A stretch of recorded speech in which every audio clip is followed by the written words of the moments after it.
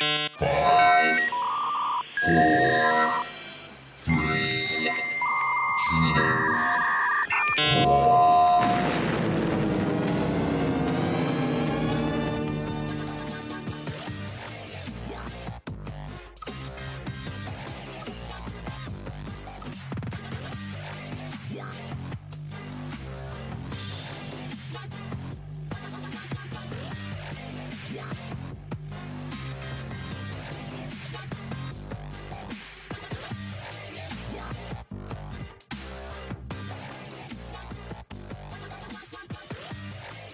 All right. Hello, willkommen, bienvenue, konnichiwa, ni hao, jambo, marhaba. It's time for the Armist Inquisition, episode 276, on Sunday, the 9th of April, 2023. I'm Phil. I am Ben. And I'm Matt. And tonight we're very happy to be joined by the legendary intrepid explorer that is David Stig Hansen. How you doing, David? I'm doing pretty well. Can you hear me? Oh, Yes. Loud and clear. You can call me Stig if you want. You know a lot of David, and I know you know Stig of the Dump, and I know you know the race car driver Stig. If you want to call me Stig, you know, I think I had it first, but do you know Stig of the Dump? We do, yeah. I mean, let's take it down. Personally. I acted that out in high school. Personally. That's it. No. Yeah. I did. Wow. Can you tell me more about the character? I've seen a picture or two. I've only been told about Stig of the Dump in Taiwan. You know, I never heard about that in the States, but go to Taiwan, you meet a more international variety, and suddenly Stig of the Dump came up. And this was really before the internet, like back in '96. There was internet, but it was tough to look something up. We didn't have smartphones either. So and years later, I looked it up and found out he lived in a junkyard. Yeah, he lived in a dump, basically, and he was called Stig. That's about the extent of my knowledge. I seem to remember there was on the BBC, there was a children's program of it in sometime in the 80s or the 90s. And he made a layer out of a layer. Princess Leia. Yeah. Oh, a layer? Not Princess Leia, not the Black Matt layer. Yeah. A layer. Oh, whatever. A layer. Fucking hell. LAIR. Layer. Correct. Right, I'm going to lay into some the accents later as well. Don't worry, I forgive you guys for messing up the English language. Yeah. And all I can remember from the book or the TV show was he had a wall and it was made from glass bottles. And really? Well, believe it or not, he befriends a boy. Oh yeah, that's always trouble. That'll get you canceled real quick, especially if you work for the BBC. Yeah. Oh.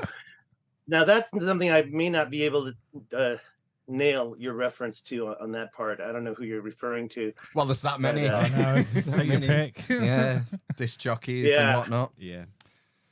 Let's not even get started. Let's get into the Richat Structure. What do you guys want to know about it?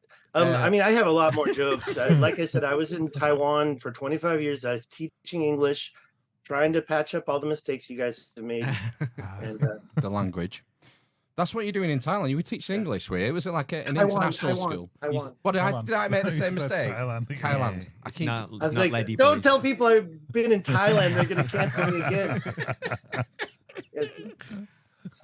You know, they can never mind. Let's focus. Yeah, I started out trying to get business type of jobs. I've got a master's in business and international management, and I speak Chinese, and that's why I went to Taiwan. I learned Chinese in the army, and so I started thinking I was going to be this hot shot, showing up, doing badass business, being like a blowhard with a tie, and they quickly push you into the classroom, like, oh, you can teach my son. And so suddenly you find yourself teaching. And then if like the job that I was selling fiber optics after I went back with the masters, and it didn't last very long. And just the same kind of politics that you get. I don't want to get too deep into the complain about Taiwan hour, but sorry, I got to wipe my nose. What do? I can mute my microphone, but I can't mute my video. Your audio so, wicked. It's fine, yeah. The audio is fine, but I wanted to wipe my nose. So hey, you feel free, man. We're all friends here. Feel free? Really? Okay, here we go. Oh, God. Fuck. What the fuck? What happened? Save, block What that. happened? Oh man, I thought I blocked that. This is my method for blocking the camera. Oh, yes. Black tape, I put it on when I'm supposed to not be. I just worry. Like Bill Gates did it, right? No, not Bill Gates. The Mark Zuckerberg did it. He would put the tape. You'd see his pictures, and you'd see the tape over his camera in the background. And be like, "What's he got to hide from?" But I've been hacked. I got hacked the other day. Really? I got a virus. Right. Windows 11, and I didn't even want Windows 11. You have no choice. Like, I'm not upgrading. You have I to just have got it. used to Windows 10. You have to have it. Yeah, That's boom. Dr. Bill's methodology. You got to have it. And you got to pay for it. Like that Office stuff. I'm paying like. Well, actually, 80 now quid a it's year free. What Now Office? It's free. It's not for me. Oh no, not the Office. No, I haven't used that in years. I use Google Documents. Yeah. If I share my screen with you, it'll be a Google document presentation. Maybe I should have downloaded the PPT, but I've got a picture of the entire Richat structure from both sides. I've never seen a picture like it, so I want to share it with you. Yes. Wow. But before I do, what kind of questions do you have, or what kind of ideas do you have? How did you get into Atlantis and the Richat structure? Okay, so a lot of people Jimmy Corsini, don't you? Corsetti? Bright Insight. Yeah. Okay, Well, so not a lot of people personally. I've Not heard of personally. him. He's So like, he's you- like you've a heard of him. major celeb in the alt history realm. It's got like 1.3 million subscribers. By the way, I just hit 6,000. So Oh, well done. congratulations. Congrats. it took me 14 years. Yeah, here's the trick. Hey, Don't we're change laughing, the but topic.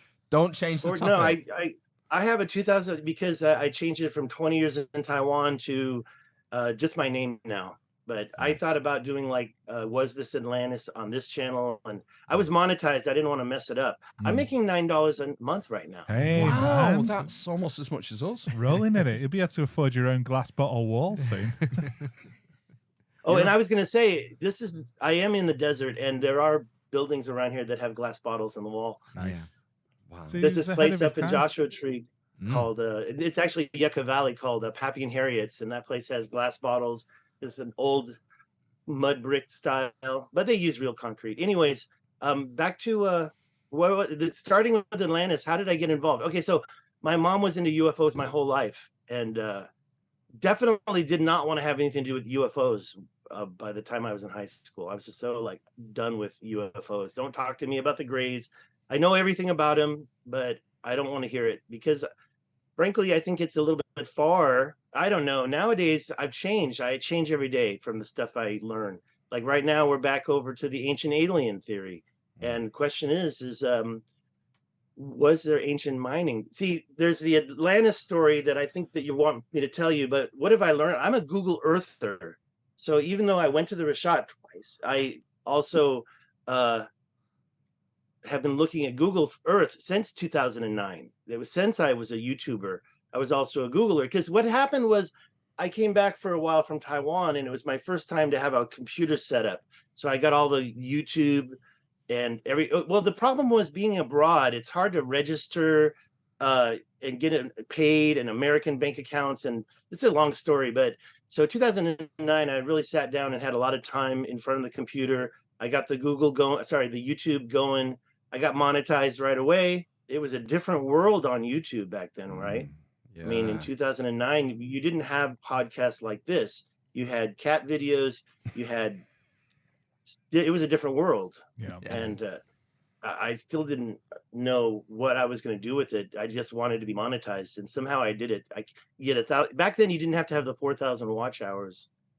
But you still had to have 1,000 subs. So I hit 1,000 subs somehow by just doing, and that was the other problem. I did this Nicki Minaj video.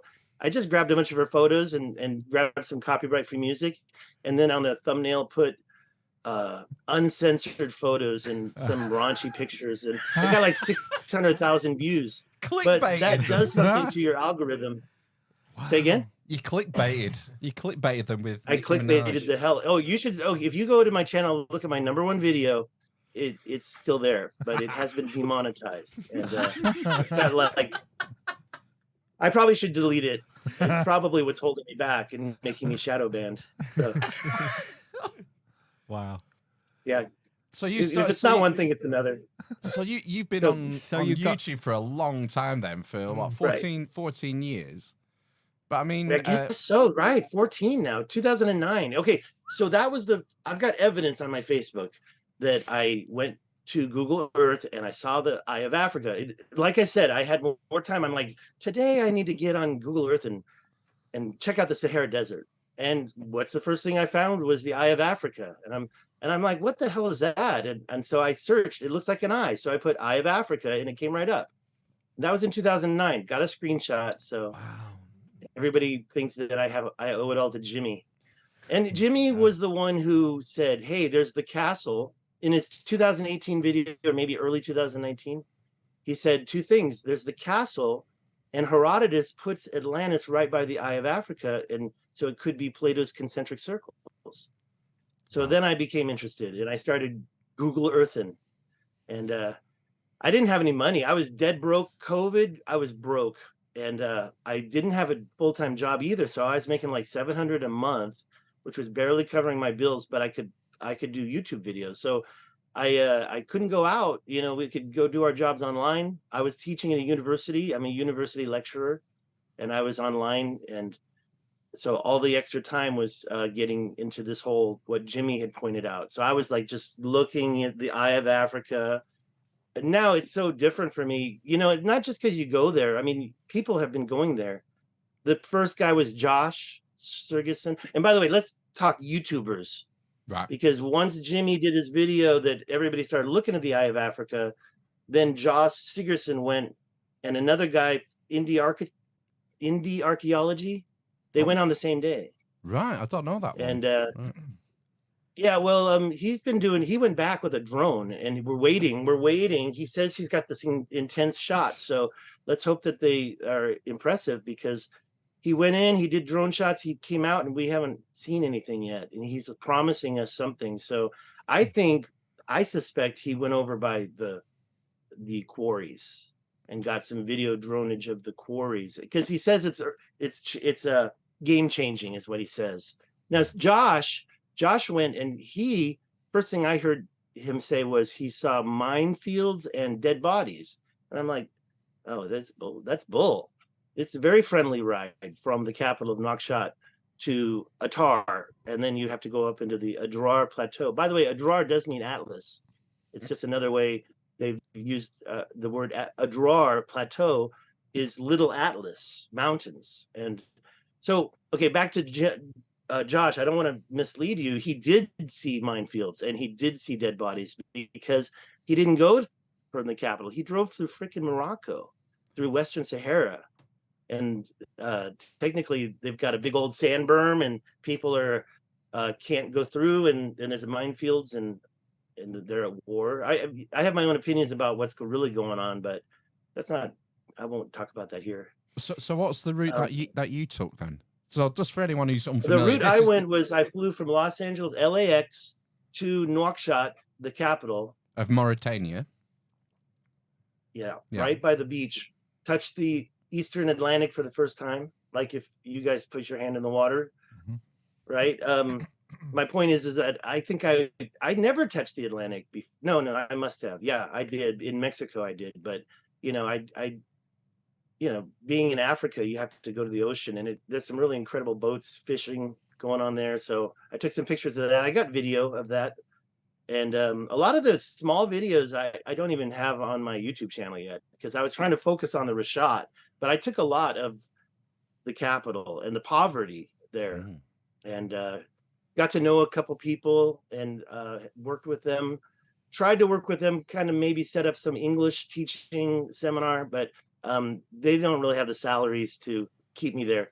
I mean, I'm looking for a job, by the way. You want my resume, let me know.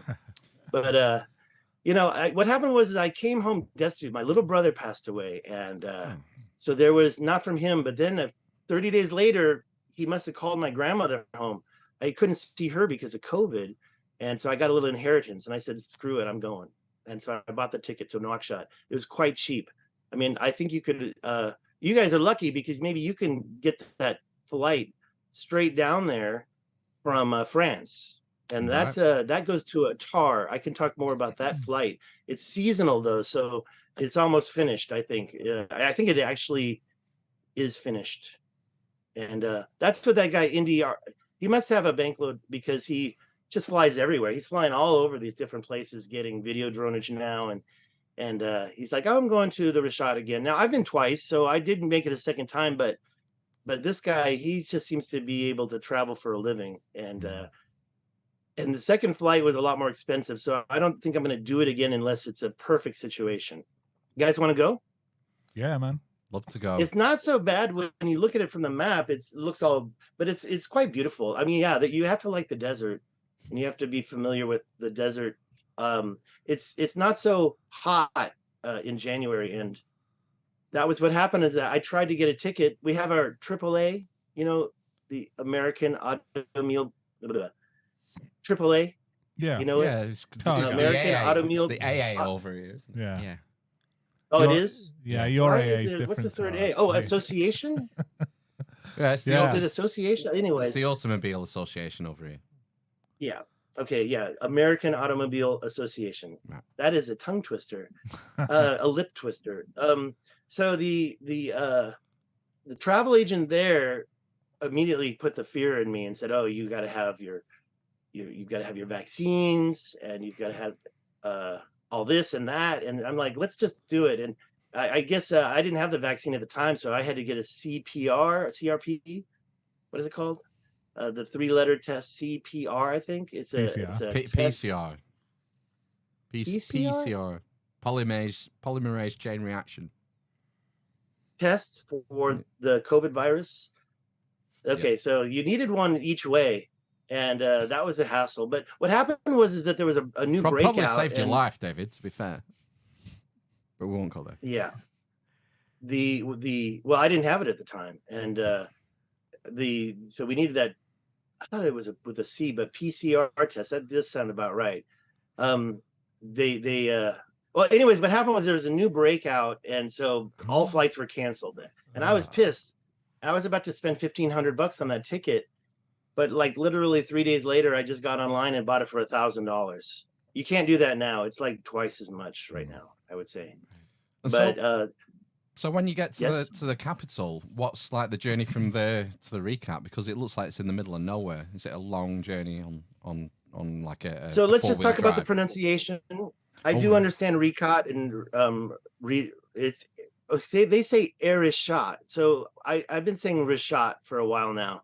Even Jimmy started saying Richat finally on Joe Rogan. You know, he gave me a shout out on Joe Rogan's show. So I heard it, yeah. Joe Rogan has heard my name spoken in his presence. It's a life changer. It's a new game. No, maybe. So the Richat is about. I think we're talking. Okay, so the main town you got to go through inland is Attar. Now that brings up an interesting point about the Herodotus. You know, the map is really his writing. It's not a map. I mean, the maps were created based on what he wrote, and there's starting from Thebes, Egypt, 10 days east. They trekked and found 5, or is it 6? Because it's, I think it's 5. But the first is the Ammonian tribe, and then I never pronounced the second one with an A. And then third is Garamantes, and that one's that's still around. I mean, the Garamantes tribe still exists, and I guess they turned into the main Berber sect. I don't want to say something wrong, so I'm not going to guess. I could be wrong. Yeah. But anyways, then there's the Atarantes tribe. Well, the city of Attar, Atar, and then Atarantes, it seems like it's almost like they did go down to that area, but they didn't, because they went up by Lake Triton. When I say they, I mean the Greek army. It was regarding the Persian War, and I guess because of the Middle Eastern control, I think the Greek armies were trying to find new places to go westbound in Africa as well. So they were checking it all out, and that's where that Herodotus map came from. Wow. A really good source on that is this Chris Tolworthy. He's also British. Well, it's been on Previous twice. guest. It's been. Oh, on, you on know our- him. You know him. Okay, yeah. That's how I got to hear you. So Right. I think he's amazing, Yeah. by the way, and Mm. he seems to understand it. Although he does have a theory that it was he doesn't believe that it's a Younger Dryas event. I think I don't want to confront him on that, but he doesn't think it goes back 9,000 that Plato was wrong. I believe I could be off, but he's got such a good knowledge base. I've learned so much from him, and I use his slides in my stuff because he kind of nails it on the head. He's pro Richat. He's team Richat for Atlantis. And by the way, I've been team Richat, not team Richat. Like today, like I go back and forth every day. So if you ask me, it was it Atlantis? Well, yes, I believe yes. Was it Plato's concentric circles? Maybe Plato didn't describe them as the same way, because I left there the first time thinking there's no way that was what Plato described. And I do have one theory about that. However, everybody asks, you got to dig. I don't think so. I think it's as low as you can go right now. I think there was a cataclysm right there. And I think that if you look at the center ring, you see a what people are calling a volcanic dike, a circular dike. I don't believe that either. I think it's a crater, and I think that it was a bullseye strike that possibly destroyed Atlantis. And if that's true, then it would have, what's the word? Made everything disappear. My brain doesn't always work. Great reset. That yes, but look, I have evidence that you know what the Carolina Bays are. Mhm. Yeah, well, we had Antonio Zamora on earlier this year, or back end did? of last year. Wow. Yeah. I haven't personally like connected with him digitally, or I met Randall Carlson a year ago today. I met wow. Graham Hancock and Randall Carlson. It's been a year. In fact, I wanted to go back, but I scheduled with you guys, Sedona, Arizona. Yeah, so I'm like, what a letdown. Oh my god. I was like, I got up early this morning. Fuck Graham Hancock. Oh, can I say that? No. That's totally getting he's clips, so by the way. kind. I have his books. He signed a book for me. I met him and took a picture with him, and that was a year ago. It was on the Easter Sunday. Where did you meet him? This time last Sedona, year? Arizona. Sedona. Oh, what happened? Can you still hear me? Yeah. I Yeah. okay. I accidentally did a bad thing. I accidentally hit the lock button on my keyboard. So I'm back. It's fine. It's It's fine. fine. Scared the hell out of me. I'm like, Don't worry. so anyways, we were talking about before I mentioned who I met. Oh yeah, you Antonio Zamora. Recently there's this Carolina Bay survey. Have you seen that? No, And not up to date. you've no. probably seen the pictures on the I'm sure it has a connection with him, but it doesn't have his name on the survey. But he talked about the survey in one of his videos. And Right. what I was surprised about, and I've been talking about it in my last couple videos, is the fact that survey now includes parts of Omaha, not Omaha, Nebraska, but nearby in Nebraska. I'm doing this because we've got our Carolina Bays in the east. Yeah. And they're amazing, and there's millions of them. But now I now know there's all sorts of impact craters throughout the USA and New Mexico especially. In fact, if you know about Clovis and Graham Hancock's battle with the Clovis firsters, Yeah. we now know how Clovis was destroyed, because it's right. I'll show it later on if it's in my presentation. There must have been an impact every couple miles, and they've got that in the survey. Have a look at that. It's amazing. Wow. It's a real eye opener, and it makes you realize that if I'm right about, and the word I was looking for was disintegration. If some type of impact disintegrated the concentric circles city, then there was a lot more impacts. There was impacts all over the world, and during the Younger Dryas event, I mean, Plato said 9,000 years BC, so that was 12,000 years ago, right? Yeah. And that kind of coincides with the Younger Dryas event, 12,800 years ago. And also, I still don't understand everything about Younger Dryas. You know it's a flower, don't you? Yeah, that it's named after. Yeah, maybe you can explain it to me, because I look at the little timeline and the temperature's going up and down, and I'm like, so when was the impact? When was the black mat created? What year was that? I think that's 12,800. Yeah, well, it's a long period. It's millennia long, isn't it? The Younger Dryas, and there seems to be a catastrophe at the start and at the end. That there's two events, if you like, happening. Oh, see, now that part I need to clarify. But the other event, when did it happen? You know, I think the was year? 1600 years long, the Younger Dryas period. So I think was the first one 9600 BC. No, that was the end of the Younger Dryas. I think 9600 BC. So I think 1800 is 1600 years before that. But So I'm shaky on the- 12,800 was first, or 12,800 was Whoa! last? Don't I'm not in the right pay grade. Okay, to we'll be change the talking- subject. We'll change the subject. I just want to look smart. I don't want to. I want to seem cool, right?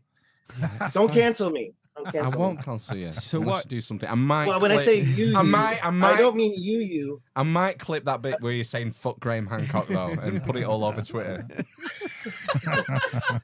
Hashtag Oh, ancient I'm in big apocalypse. trouble, man.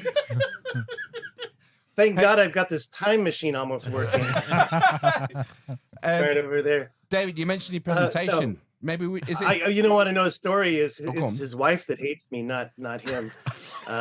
I met him the night earlier before the day Randall Carlson likes to play drums, so there's a drum circle going on. Now, Graham he's not doing drums and he's not smoking any weed, but okay, here's what I know about myself. I can drink, okay? I can hold my liquor, no problem. Get your tables ready, get the undersides ready, because I'll drink you under the table.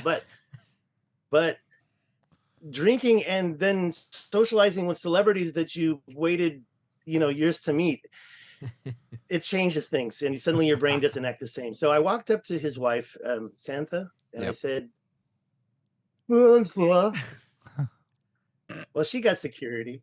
What I meant to say was, it's nice to put a face to the name, but instead what I said was, I think I had a brain fart.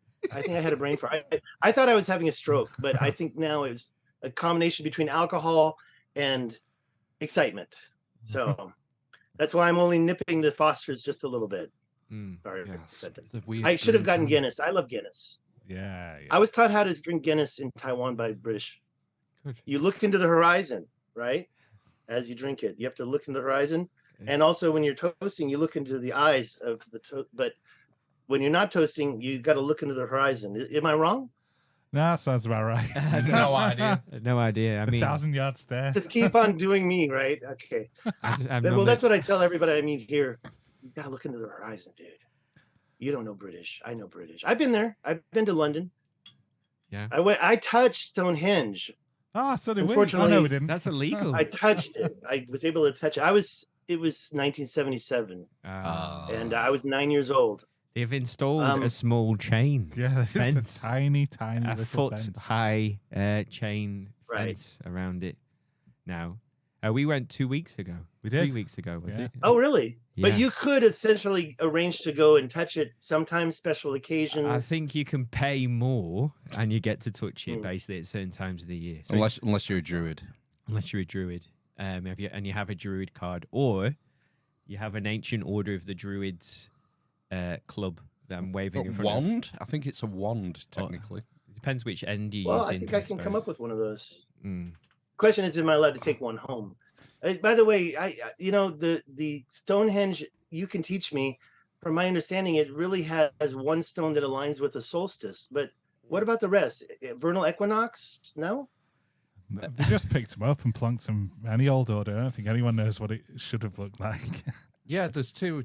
Oh, two yeah, you're lineups, right, isn't there? yeah. The winter, And the summer solstice. the isn't it? winter, the longest day and the shortest day. Yes, so one end and then the other end. I can't remember which side it was. So there's a sighting stone, isn't there? And the sacrifice stone, or whatever Slaughter it's called. stone. Slaughter stone. Yeah, which is at Really? the entrance, isn't there? What's Be- that one just beyond the outside the sighting circle? stone. It was only 2 weeks The ago. I can't heel remember. stone. Heel stone. The Yes. hinge? The circle is the hinge, by the way, right? Yeah. Well, Yeah. that's the ditch, Yeah, isn't the it? earthwork. Yeah. Yeah, the ditch kind of. And thing. I believe that's really the hinge. The stone part wasn't really where the word hinge locked in. And No. we have that same circle all over North America, that hinge. Yeah. In Yeah, there's Ohio, a- we had earthworks. There's a wood Graham Hancock hinge. taught me. Mm. Well, see that again. I think it's the circle is the hinge, right? Mhm. Yeah. Am I- Yeah, I'm yeah. going to ask ChatGPT. Can trust Ah. ChatGPT. I learned a lot, but I do believe that he's a liar as well. He, she, it, and Yeah. there's It's another one that lied to me. I did a video recently about the Sphinx head. That's the third member, right? And I have a theory that maybe that was a separate, like that was the beginning of it. Okay, first of all, that's why I got in trouble with Graham Hancock's crowd on Twitter, is because I said, and it was just clickbait. Graham Hancock, please stop saying that the Sphinx head has been recarved. You can still see that. It's only a few down. And if you look at the 1800 images that photographers took of the Sphinx, you can see that it was a hack job of cement, in my opinion. And if indeed Khufu's, the loyal Khufu people, I'm sorry, Khafre, I'm wrong, right? It's Khafre. If they were really trying to match up Khafre, I think they were doing that with ancient cement. And you can see in the 1800 photos, the striations of limestone coming through the lines of cement that crumble away.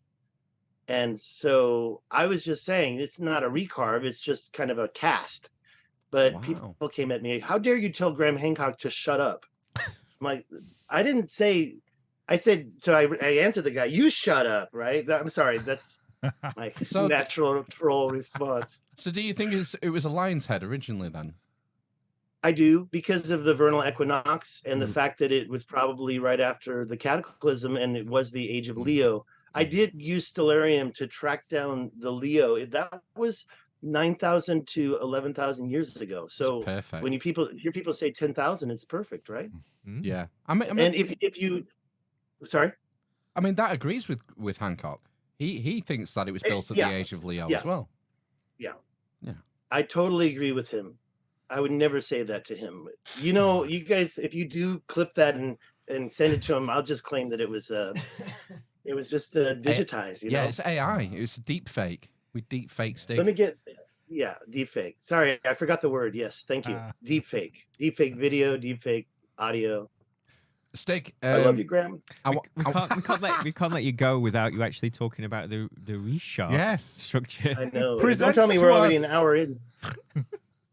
Present. I'll give you extra time if you want to go long, but yes. Always. Shall I show you some pictures? Yes. Or what do you want to know first? Because I hate to dive into my presentation without hearing your questions and answering them. So, all right. First obvious question is it natural or man-made? I believe it was naturally made by men. That is another theory that I don't like to share because people think I'm a whack job. But you know, you're in good company theory, here. Hey, we've had Brian Forrester on, and he said that they floated blocks to make polygonal walls in South America. Whistle. So that's fine. Hancock, isn't floated it? Whistling at blocks. blocks. He thinks there's some kind of resonance that we don't know about that can make blocks. Oh no, they float or they turn into kind of liquid blocks, liquid rocks. Somehow. I have a feeling they did. Look, okay, I can get into that. It's called totally ancient mining slurry. That whole area in Peru was an ancient gold mine, and that's where I'm kind of back on team ancient alien theory, Anunnaki theory, because of what I've discovered with Google Earth. I'm talking stuff in South Africa that must be 1 million years old. Stuff all over North America, ancient quarry fields. I mean, I've already done videos on all this, so I don't want to get too deep into it. But by the way, I do chat with Brian on Facebook. I'd love to go and meet him. I've never been to Peru or I've been to Mexico, Teotihuacan. I can't pronounce it, but I do speak Spanish. That's Aztec. That's not Spanish. Teotihuacan. And I have a picture to show you of that. I think it's natural. I do think it's a natural. There's no way. It's too big. I mean, if it was created by the hands of men or giants, and I do believe that we had some giants doing some earthworks on this planet, and I just think it's a little bit too round and concentric, and the rings seem to have a vibration. I think it was a discharge of energy, plasma energy, maybe from planet to planet, maybe from the sun to the planet. Maybe a comet that was super big passed over. And, you know, when Comet Ison passed by, it created a reaction with Jupiter. And it also created a reaction with Mars. And I have some photographs of some type of a discharge. Say again, Comet what? Comet Ison was 2013. Right. It went around the sun and broke apart. But that which actually my friend who helped me do this, he did a video on my channel and got me some views out of it. Blew everybody's mind because he just put it together so nicely. It's not me, and he happens to have the same first name, David. So when we called him Plasma Dave, people thought that was me, and I had to kind of clarify that's not me. But it's very interesting stuff about plasma discharges from like a comet. When a comet goes around, when a comet kind of comes from the Oort cloud or wherever it's been kind of hanging out, it gets a charge, and then when it comes closer to the sun or to us, it seems to have these discharges or reactions with planets. Wow. And I think that there must have been literally so we got the Richat structure is 45 kilometers wide and it's 800 feet deep. That's why I don't think it's dome geology. What happened to all the content? Right. I mean, does dome geology sink 800 feet, 24 kilometers wide? Yeah, if you go to Wikipedia, they say it's a dome. It's a dome. Right. Geology And if you look up other domes, no domes. A dome is a bubble inside a volcano. And those are some of the domes. And then you see these other things that have been called domes. And they always use the Richat as the best example, but I think it's the worst example. It looks like a bolt of lightning. I've got a picture of a bolt of lightning. The rings that it left in a car, it hit a car, it left a circle, and the rings look exactly like the same frequency as the Richat. I mean, approximately. Like when you take audio and you put a speaker and you have the sand on top of it, what's that called? Where they change the frequencies? Cymatics. That's right. And I think something similar happened with an electrical discharge. Wow. Next question. Next question. The size. We had the size. What were your first impressions when you got there? First impressions when I went there was okay. So have you been in a 4-wheel drive? I have my whole life gone 4x in. Something I did in high school. My friends all had 4x trucks. We went off road. But one thing that really always scared me the most was sand. And that was the first thing that we hit leaving Wadan Hotel. I said, let's go. And they're like, don't you want a guide? I'm like, F that. I had a driver. I had a car.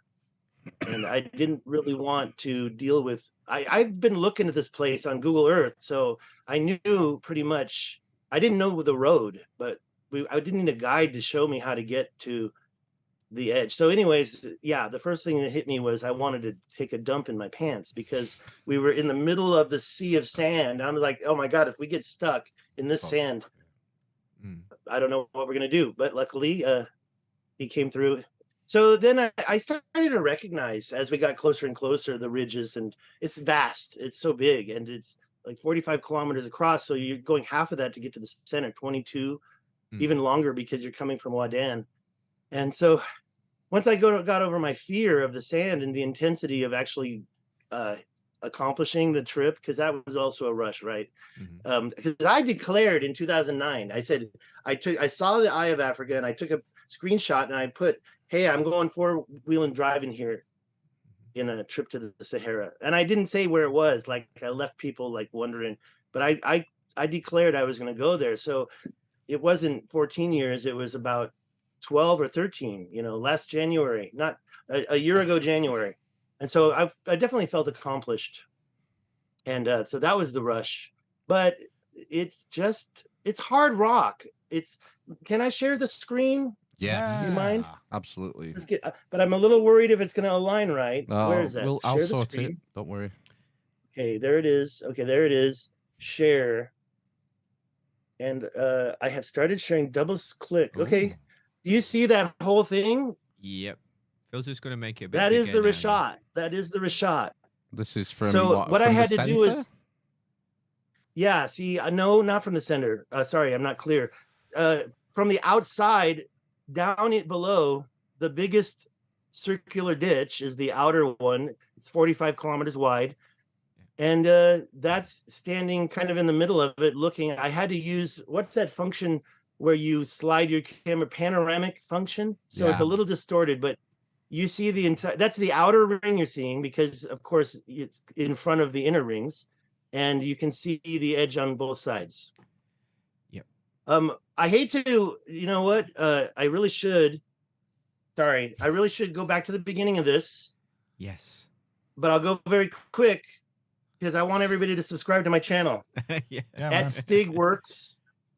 I also have this is important. The Facebook page has a bunch of links. So if you see stuff I show in my videos, I usually have the link. You can just go straight there. Oh, by the way, I should say it. It's Was This Atlantis. So facebook.com/Was This Atlantis. And then there's that Stig 'em Up Twitter. My mother put me in the mouth of Quetzalcoatl when I was 4. No, Tried to- whoa.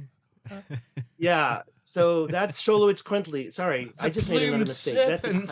That's the plume serpent. Yeah, that's Quetzalcoatl, right? That's what you should have told Teotihuacan. You Santha. try that now, and they beat you publicly, right? I would imagine yeah. See so. that guy? I learned Chinese in the military. I lectured in Taiwan. I already told you this. I was 100 miles from Yonaguni, and Yonaguni used to be connected. Well, okay, not according to this, but Taiwan used to be connected to the mainland, and there are Yeah. things in Taiwan that I visited. Right. That rock has broken, but that's like the Stonehenge of Taiwan. I also went to Cambodia twice. Oh, But I was so ignorant still. I had no clue. I'm still an idiot, but before I went to the Richat, I learned a bunch of stuff from Jimmy, from doing the Google Earthing. And Stig. Yeah. You mentioned Yes. you mentioned being a Google Earth YouTuber. Ah. Were you aware of Chuck CFAP's channel? yeah, and he was not happy. I'm going to go through these slides slowly so we can catch up to where I was. Yeah. CFAPS was, I tried chatting him up, and it was right when Jimmy did the Richat video, and he was not happy, and he came at me a little bit harsh, and so I backed off, and I think I even unsubscribed. I'm like, what an asshole. But he did a lot of quality work, and I know a lot of people who were his fans.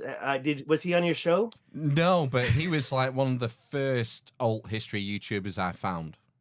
Right. So he's And you know what I obviously- really need to do is go back and look at his early stuff. I'm sure there's a lot to learn from that. Yeah. I mean, seriously, he was, and like I said, I think he approached Jimmy about something, and Jimmy either ignored him or actually argued with him, Oh. and so they didn't get along, or he was not pro Jimmy. His words to me, and by the way, this was before I met Randall Carlson. His words to me were, "I believe Randall Carlson." Right. Okay. Well, I guess that's where I have to differ. I think that Randall Carlson ignores some stuff. Like exactly here. This is from the north side. I mean, interrupt me if I'm going in the wrong direction, but there is a north shore here. It's on the north side of the Adrar Plateau, Okay. and you can see very clearly there was a body of water there. The body of water goes under the sand, so you don't know where that stops. You've got this body of water on the north side, the ancient Taman Reset. People like, there's nothing there. See those two little lines? That's the parallel canals right there. Wow. I went there. Those parallel canals, they're not the end of Atlantis. They're the before Atlantis. Those are two flood control channels. I could keep talking. Do you have any questions? Do you know, I read somewhere, is there like sodium deposits at the Richat, suggesting that it had Oh my gosh. seawater You know in what? Let me look in the camera for this. Oh, that's all right. Everything has salt. What, should I not have done that? No, it's No, Oh fine. my that's gosh. fine, Sorry it's about fine. that. Oh, you know what? I'm going to next time I go back to screen sharing, I won't do that to you again. Fine. Don't sweat it. There's salt everywhere. Forget the salt. No, here's the problem with that. And you can see it even I'm just joking, but the salt mining is everywhere in Mauritania. They actually have blue salt, and that's another thing. Herodotus wrote, if you read what Herodotus wrote, I didn't read the whole thing. That's craziness. But the part that he wrote about Atlantis, I did a video about it where I'm like, I'm going to figure this out because there's so many things that he's so vague on. But one thing he's not is in that area, they had blue salt or purple salt. So Herodotus writes about purple salt. Purple salt was mined right there in Mauritania. And, you know, maybe that's what I've been calling gold quarrying is maybe they're just mining salt. But I still have a lot of questions in my head. That's why I want to try to stay focused. That screen that I just showed you showed the ancient Taman Reset serving that whole area with water. And I do believe that there's plenty of canals around the Richat structure that could have served water around to the south side into the center. And I do believe that it was probably, you know, a city, maybe, I don't want to say Plato was perfectly right. I wouldn't put a gun to my head and yeah, I 100% believe this was Plato's concentric circles. You know, if you want to put a gun to my head and say, now say it, then I'll say, I 100% believe that it's Plato's concentric circles. There's always something lost. Solon got this information from the priests reading the hieroglyphics that were engraved in the Sais temple. So there's a lot of room for the telephone game. Yeah. Now, Plato says that he had the written account of Solon in his hand, in his possession, and studied it from when he was a child. So I don't think it's the Plato. I mean, I'm the guy that thinks it was probably nonfiction. Everybody tells me, I have a lot of people approach me and say, you're totally wrong. Plato was just making an allegory or whatever big word. I don't know. Yeah, but there are As an other English sources. teacher, I didn't. There are other sources outside of Plato that mention it. That's the thing. Chris Tolworthy, yeah, and Yeah. he's the man, right?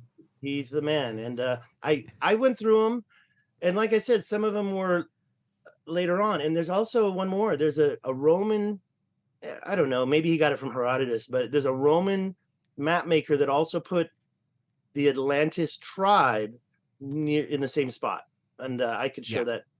But it's not really a big deal because it's after Plato for me. So it's like anything could have happened. The question is who made all these canals? Okay, that's the bottom line. Who made all these canals? And in the main one. So before I went, and how much time do we have left? Long as you want. Yeah, plenty of Great. time. That's great. I'm not in a hurry. No one's working tomorrow, are they? Ah, no. Now I forgot what I was going to say. Who are you guys? You're talking about No. the canals? Some about canals? The canals. And before I went, I was watching Randall Carlson. So when you know what? I'm sorry. This sounds so terrible. You say Chuck. I always say CFAPs, Yeah. which doesn't sound very good, right? No. So I think it's CF apps or CF applications, maybe. I don't know. Oh, maybe that's his initials, Chuck something. Yeah. But everyone So says anyways. CFAPs. I'm the same. Okay, good. Because it's just a random YouTube handle. But he spends all his time, he spent all his time making Google Earth. Is his videos. name Chuck Faps? Don't say that. It couldn't be. Don't speak You ill of can't the have dead. that. Okay, let's He's not get into dead. the reason why that's going to get your video Now demonetized. we but, can't laugh about it. So Chuck said, I believe Randall Carlson. And I'm like 2018, 2019. Who the F is Randall Carlson? I didn't know. And Graham Hancock, I had trouble coming up with their names. But I've learned so much since. And I've read Graham Hancock's bigger books, Coming to America. That's an Eddie Murphy movie. Before America, I'm or looking America for my Before, son. right? I'm looking for my But son. here's the Akeem. thing. I've got the slide I'll show you later, maybe. But Randall Carlson said, this isn't Atlantis. He didn't say it so much, but he's like, this is not what Plato wrote because it's 4 times bigger than what Plato wrote, right? Yes, right. I don't know if you knew that. But he said, but there was quarrying being done here for hundreds of thousands of years. I'm like, what? And then he went on and to change the topic. I'm like, wait a minute. And I ignored it. I kind of went away from that. And then I went to the Richat. I came back and I'm like, what's he talking about? Hundreds and thousands of years. And there was a photo of one big, huge faceted. I'm like, that research paper I have, it doesn't have any information about hundreds and thousands of years of quarrying unless I got the wrong paper. But anyways, so I was like, okay, finally I found the quarries in the Richat. I should have known. I was so close because I visited the castle and then I went around to the other side to what's called Fortification 4 and 5 now. I thought it was some type of a weird temple. I thought it was a Stonehenge. I thought those were stones. I thought those were big, huge 5 meter wide Megaliths. boulders. And yeah, megaliths. And I was like, who put those there? But I learned that they were circles of sand. I was so mad. And that's the feeling I had when I left the Richat was fuck this place. That ain't old. That ain't old. It was just a pile of rocks, man. So I didn't really say that, but it was a little heartbreaking. Little did I know that if I had just gone another couple kilometers to the east, actually maybe even 1 kilometer, I would have been in the middle of an ancient quarry field. And I totally missed it. And when I went back the second time, I was too far away. I didn't want to go out of my way. I should have, but I was, unfortunately, my second trip was not as good as my first trip with me being able to get around. And I was kind of trying to be, I like the idea of traveling alone, not to, the more, the worse. Yeah. The more people, the worse it is. Okay. So here's the thing. So I was like, this place is natural. It might have been something. Okay. And then of course I've got my, my strike in the middle that says, okay, maybe it was disintegrated by a strike, but there's nothing here. There's no gold or calcium, silver, tin walls. There's no megaliths. And so there's not really anything that, and I still believe that you're not going to find those 3 layers of walls. I can go on, but I want to get to a point, which is until I was going through and that where I circled and I said, those 2 canals. Do you remember? I don't know if you could see me going around with the arrow. Yeah. Right below that, there's another canal going through the Adrar Mountains and pointing right at the Richat Structure. And I can show you that right now if you want to see it. Yeah, man. Yeah. So you've got this 50-mile long, and you might say, why would they make 100 wide groove through a mountain for a road? I don't think so. No, I think that they were making canals, and I can show you all sorts of canal activity. And since you said we have a lot of time, I welcome your questions first, and then I'll go back and show you in the slides. Oh, and then I'll go to Google Earth. Oh, just a quick question. So you mentioned about an impact. Has there been any impact proxies found there? I was going to do it. In fact, I met George Howard a year ago today. You know who he is? He's been on this podcast as well. Yeah. Okay. He won't come on my podcast. Wait, I don't. Okay, so fuck this. I'm hanging up. No, he's a great guy, and he follows me on Twitter, and I follow him back. And I did tweet about him when I met him. I put his picture up, and so I learned a year ago. I learned about the significance of the Younger Dryas event and what it did to North America. I mean, I knew about it already, the Black Mat, but I didn't know who George Howard was. And I asked him, I said it to Randall. I said, hey, Randall, how do I test a crater and see if it's got spherules, magnetic microspherules in it? And Randall's like, ask George. So I went over, and he was signing autographs, and so I waited in line to ask him. And what? I have a lot of things I could say, but the point is that he's a cool guy, and he said you take a magnet. No, not a magnet. You take a piece of iron and you rub it in the sand. But the problem is, and I think if you check out my video, it's too deep. I'd still have to dig a little bit to get to that point. It's covered with sand and rubble. And so I'm not just going to rub the top, because that's going to be modern day coverage. And what you want to do is get down to a point where you can get those magnetic microspherules. And my hosts, the people who are driving me around, were like, no, don't dig, don't do it. You can't do that. So I even had a drone, and I didn't take it out because, first of all, it had failed me once, and I didn't want to bother with it. And second of all, there was really nothing. I'd love to go back and get some nice drone footage, but life is short. Yeah. So, money too is short. Is there any kind of local significance for the structure? Yeah, like mythology or folklore. Yeah. Did you get any handle There's on one. Yeah. And actually, sometimes you're not sure if you're getting the honest truth when you're trying to do when you're interviewing people. But from my see the white understanding, man has come. Tell him a good story about this. Yeah, exactly. This nonsense. It's like, have you ever heard any stories about giants? Oh, giants! Yeah, giants. Well, take you there.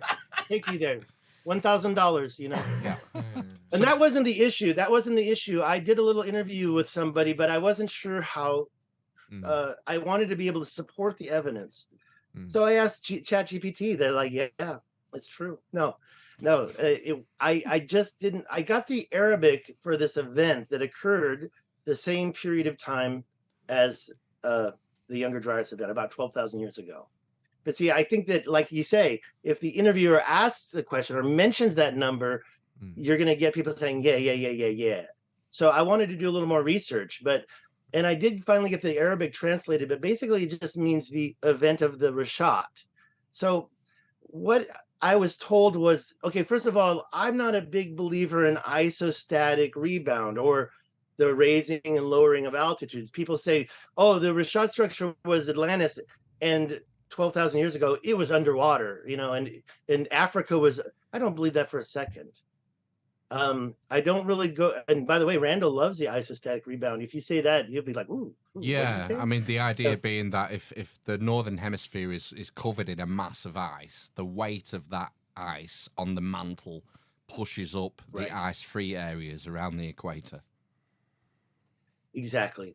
I think that the ice melted and increased the water levels, and that's it. I'm not a really big fan of that, but according to this 12,000-year-old legend in Mauritania, the Taman Rasset River rose up and came together with the land and dried up, and so, maybe it's possible because North America got hit big time. So if that's where the ice melted, we've got the megafauna with the undigested food in their mouth.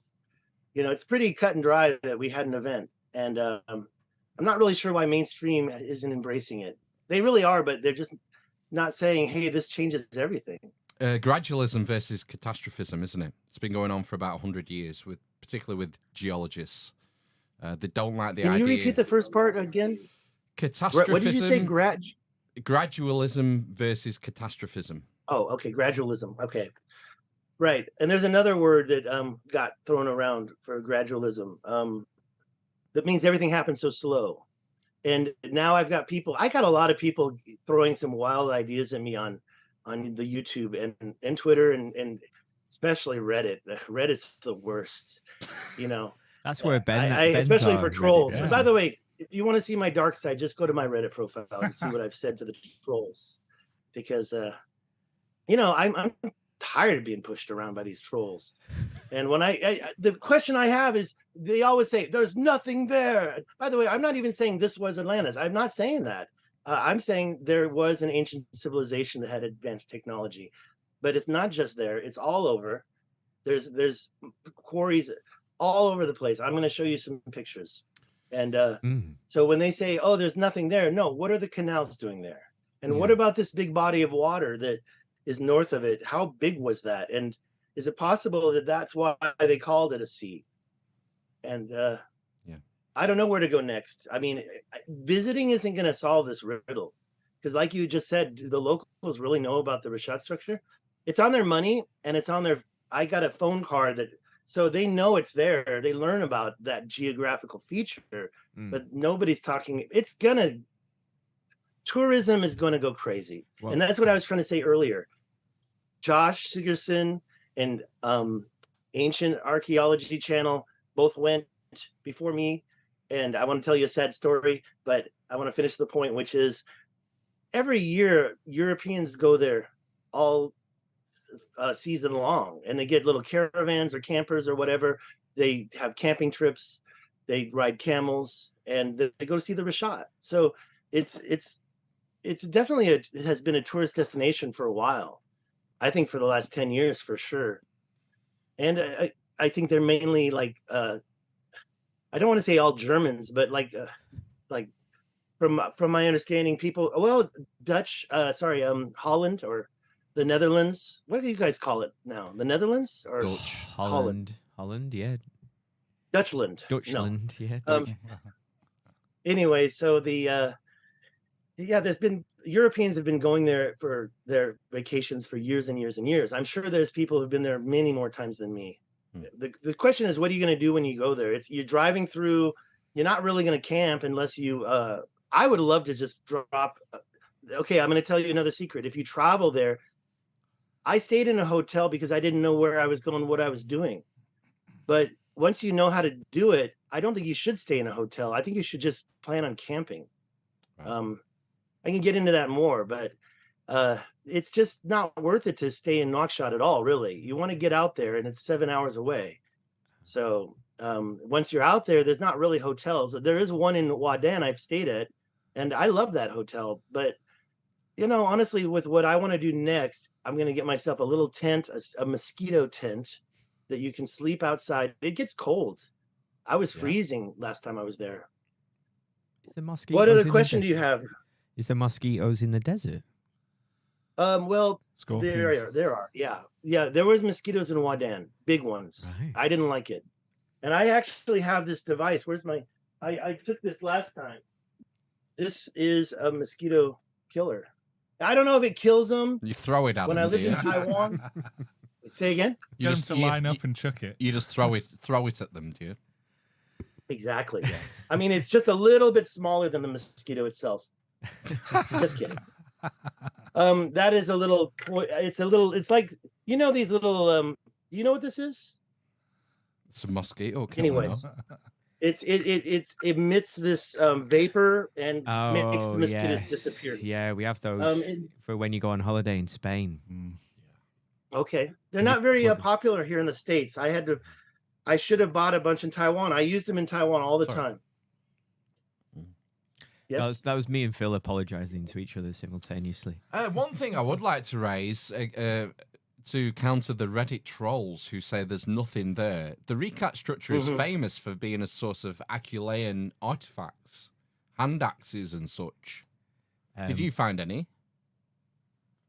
Not really. I have an arrowhead that was given to me by. So you see the little place you can stop in the videos. I don't know if you've watched any, but there's a place where people are hanging out selling stuff, and there are arrowheads and other things. You're not supposed to bring them back, so I didn't buy any, but I gave him some tip money, and so one of them slipped me an arrowhead, and I just took it, and Where did you put that it? was the biggest I saw. I saw a concha shell, but by the way, there's no shells out there. There's no shells in the Richat. Okay. So I believe there was water. There's a lot of boulder balls like that were carved, I believe, by water activity, but like being at the bottom of a body of water, but no shells. I did several shell checks.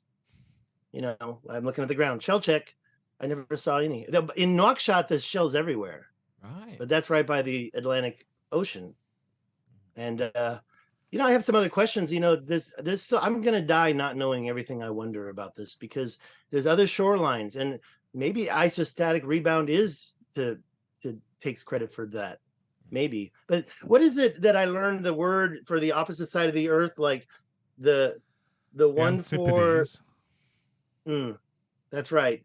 The antipodes of the Richat, if I'm not mistaken, is New Zealandia, or near New Zealand.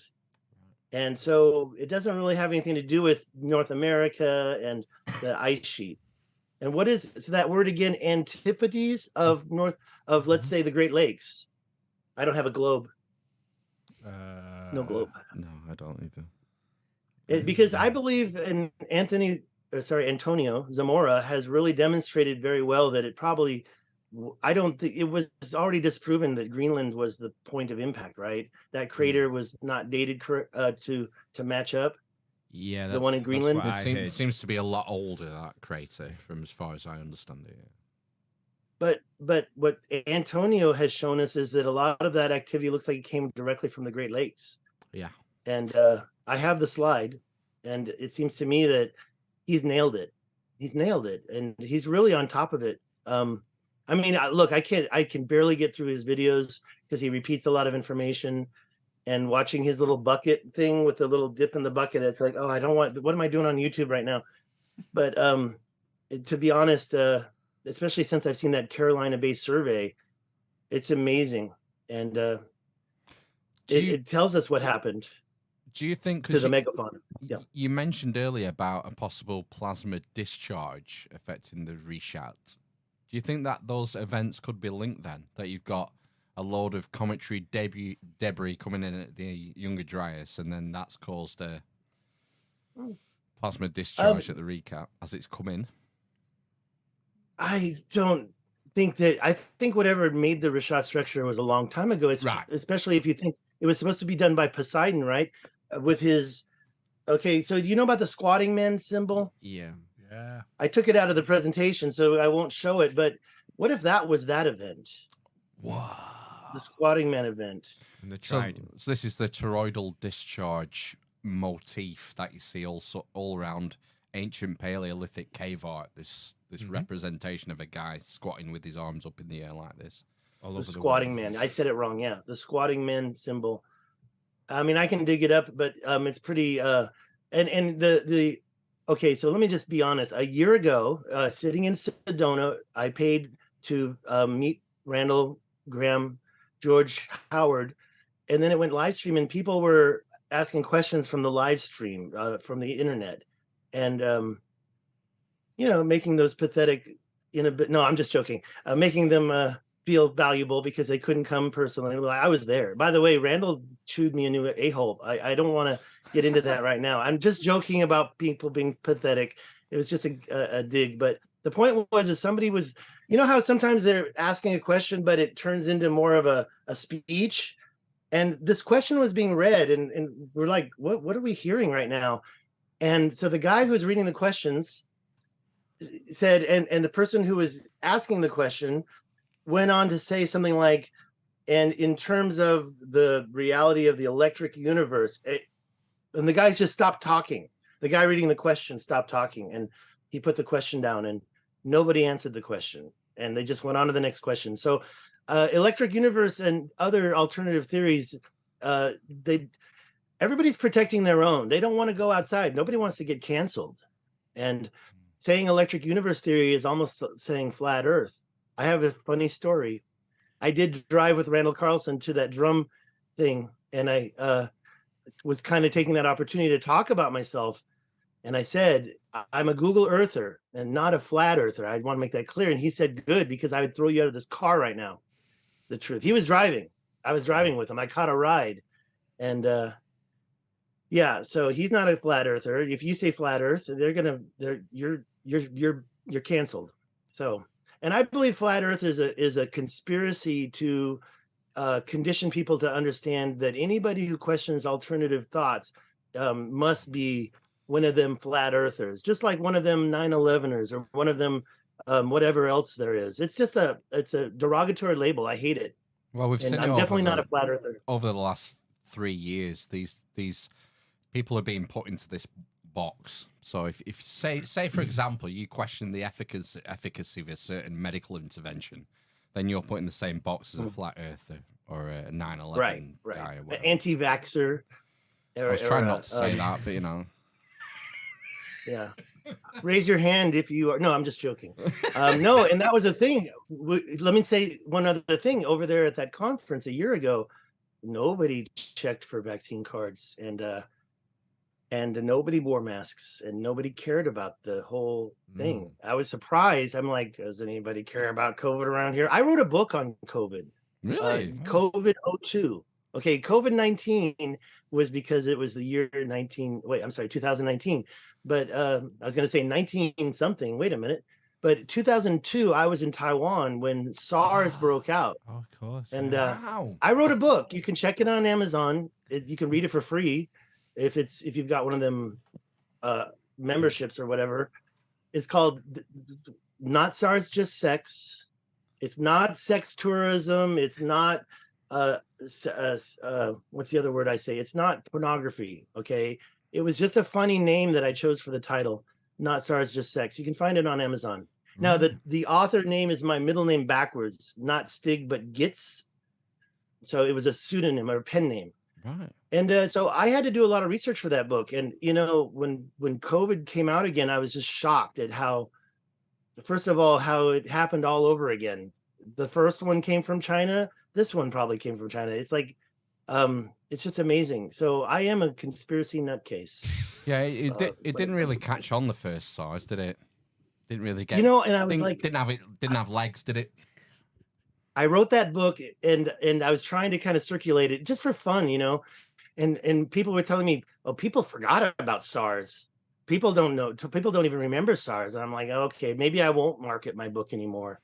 And then suddenly, boom, and people are dying everywhere. And I was writing them. Oh, and in Taiwan, we did have to wear a mask right away, but we didn't have the numbers. I don't know if you remembered, but Taiwan was, and then they changed the whole friggin'. See, I don't want to get into the conspiracy stuff, but it used to be when We've it already first been started, you could get deplatformed. online and quickly see. Say again. We've already been deplatformed because we've mentioned the Soviet Union. Yeah. I'm sorry. Are you talking about our today or our Yeah, conversation no, it's today? fine. We're all good. It's fine. Oh, good. Thank the Lord. Thank God. Oh, I'm sorry. So I did you oh, actually? wait, I kind of get confused by your name because it says Amish, but I always think it's saying atheist for some reason.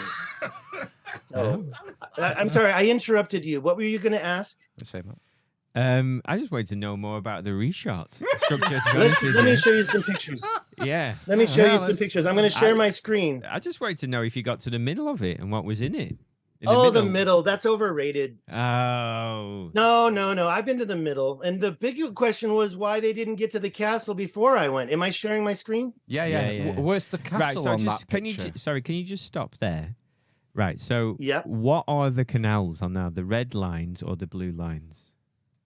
Okay, so the big thick one is the ancient Taman Reset Paleo River. Right. Okay. It goes up and over that black spot. That's an ancient, I didn't mean to say ancient. That's a mine up there. It's a big old mining town. That big black spot represents valuable ore. And there's a train, the longest train in the world goes back and forth from there over to the ocean where they load up the trains and send the ore off.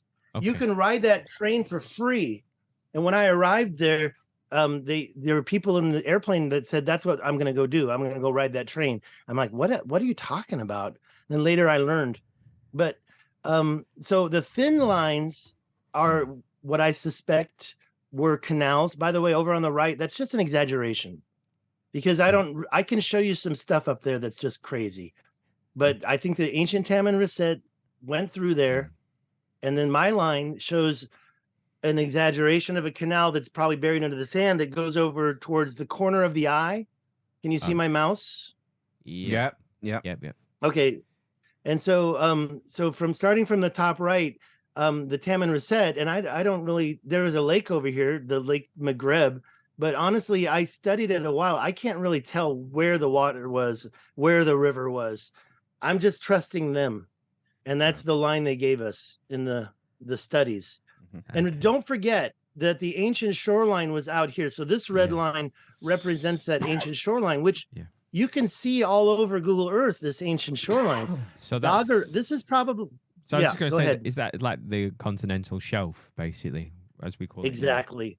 By the way, Graham Hancock thinks this is where we should be looking, is the continental shelves. Yeah. Now, that being said, so this is at the top of the north side. I put the red line through it, but that was actually probably a great lake. Look at this eyebrow. I call that the eyebrow because it's way up there. Like he's really inquisitive, right? Yeah. And I suspect that. Okay, I'm trying to not burp. That this was a big body of water and it's full of sand now. But I mean, I see a symmetry here. If you're going straight through the eye to the ocean, you kind of have a line and you have this symmetry and it kind of aligns over here. The compass is north right now, but I've found this ancient alignment where the red line is 45 degrees off. So I'm not saying that this was north. I don't want to make that, but maybe a previous axis of the earth before any axle shifting went on. And we're talking over 100,000 to 1 million years ago. I don't really believe there was any recent axis. I'm not a scientist, so I don't have any place to say that, but I haven't seen any evidence of this. You Seen want a couple of whack. to check out My point was it's very symmetrical right here. It's very symmetrical. And that right there, that line is called the White Valley. That's a very long, I think it got covered with debris. I think that was a canal. And my point was it's very symmetrical and there was lots of water. And the canals, these two, they're at the highest point. I'm going to get into that. Did I answer or did I need to clarify? No, so yes. So the red lines are canals, essentially. Okay. And the big... Not really. I think that this is these are the current day rivers. I think these could have been canals. Right. Okay. Going down to the Senegal River. I believe there must have been right here. There's a canal cut and dry. Right. I'll show it right now. I'm going to get there. Let me, I got to click. Maybe you need a third Okay. color. A third what? A third color. Color? Yeah, for the canal. How many colors are there? I only have two on my computer. Exactly. Yes, I have a third color. There's like a blue. There's But- like green, yellow. Yes, you're right. And by the way, I did use other colors. I just got so excited, you know. You jump out of bed in the middle of the night. Absolutely. I need to make a slide. Doesn't it look beautiful there as well? The Eye of the It Sahara. looks absolutely perfect, doesn't it? With its concentric. It's incredible. circles there. So, sorry, Yeah. just before we No, and it go on. just before we move on, so what's the mainstream explanation? Is this pareidoia? Have you heard of that term before? You know, like we're just seeing something. I know I can actually see circles, so it probably isn't. But what's the mainstream explanation as to why those have appeared like that? Then someone said a mound or a dome. There's the dome geology explanation. Even Randall Carlson says that. I'm glad that Brian Forrester doesn't believe it. He was the one I saw. In fact, he was mentioning Josh Sigurdsson in a speech he did right after Josh went, and it seemed to me that he said it wasn't dome geology, and he said it wasn't a crater. I agree with that 100%. So Okay. I think the big question is, whoops, I want to try to open up a second window here. I have this topographical I use, and I just go put it in Mauritania. Have you seen this one? No, I've not seen. no, I've not really seen anything. I just know that the reshot is the concentric circles. Yeah, and some people say it's Atlantis. That's literally the knowledge of this that I have. I thought So, a and Richat everything was that I a use- midway. Everything I'm showing you is all around it, but there's not a lot to show you right inside it. Okay. As you can see here, this white area represents the highest point. If I adjust the map, this will all change. Yeah. And so if you say zoom in, the semi-sat circle is here. I actually went to it. I call it the donut. It's over here. It's not showing up very well, but it's in a very high part of the plateau. The other side is quite lower over here. But the center, these rings in the middle, they are about the same as over here. So that means the quarries are right there. Maybe they were out of the water. Also, let's zoom in. Okay. I'm going to zoom in. Sebket El Guelb. This is what I believe is the strike mark. I ask you this. Okay. If it's indeed dome geology, and this ring of mountains was created by dome geologic activity, what happened to this part? And why is there a crater right in the middle of it? I believe that was struck and Right. So disintegrated even in the mountains. can I just ask here as well then? So my geology is very weak. So what is dome Yes. geology? So is that like, does this just happen where the earth is kind of, or the crust is forced up in a dome randomly over the mantle or something? Well, it's a volcano. Right, It's a okay. volcano that is. So volcanoes are like pimples that have popped, Yeah. and a dome is like a pimple that it doesn't Didn't. pop. Right. And so but see, here's the thing: these rings. And by the way, it's quite incredible when you're driving through here. I really feel I should open up Google Earth, but I just want to say, if we're gonna dig anywhere, it's got to be right here, doesn't it? Because this is where you've got an entry point, and the water coming from this Wadan River goes into the Richat. Nothing comes out. And if there indeed was Plato's description, a canal that's underneath a covered canal going underneath, well, we got to find something there, but there's nothing. And so that's why I suddenly changed from I never want to say 100% this was a civilization, because I don't see anything. But if this was struck right in the middle by something, and it's very circular. Do you not But think when that, this was presented by Randall, go on. Stig, do you think that lake could be a second later strike? As we mentioned earlier, I mean, the Younger Dryas was, 1,600 years long, and there was talk of an event at either end. I mean, stuff could have been raining down for fucking ages. I think that this is, I think that's a strike. I'm sorry. You mean a plasma discharge? The reason why I don't think so is because the mountains are gone all around it. It seems like whatever did it, it disintegrated the mountains. But when you look at this big thing, yeah, it's sunk down 300 feet. This is actually pretty flat. it's called the Heart of Salt, this center place.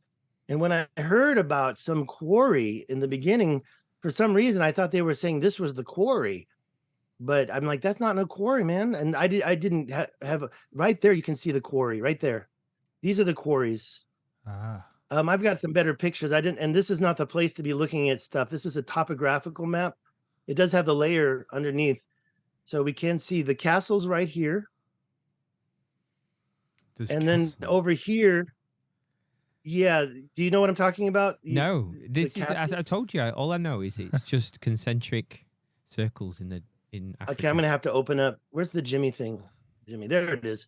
So that's what we saw in 2018. Right. And that blew my mind. I'm like, Yeah. what the F am I looking at? Look how straight that is. Straight lines. Yeah. Nature doesn't make straight lines. No. No, This is, and we knew it wasn't natural. But okay, so in about 6 months, we had enough people to talk about what a Spanish fort looks like, or a French fort. This was in control of the French, and so now I mean, I don't have 100% year, but that's probably 1870 or maybe even 1900.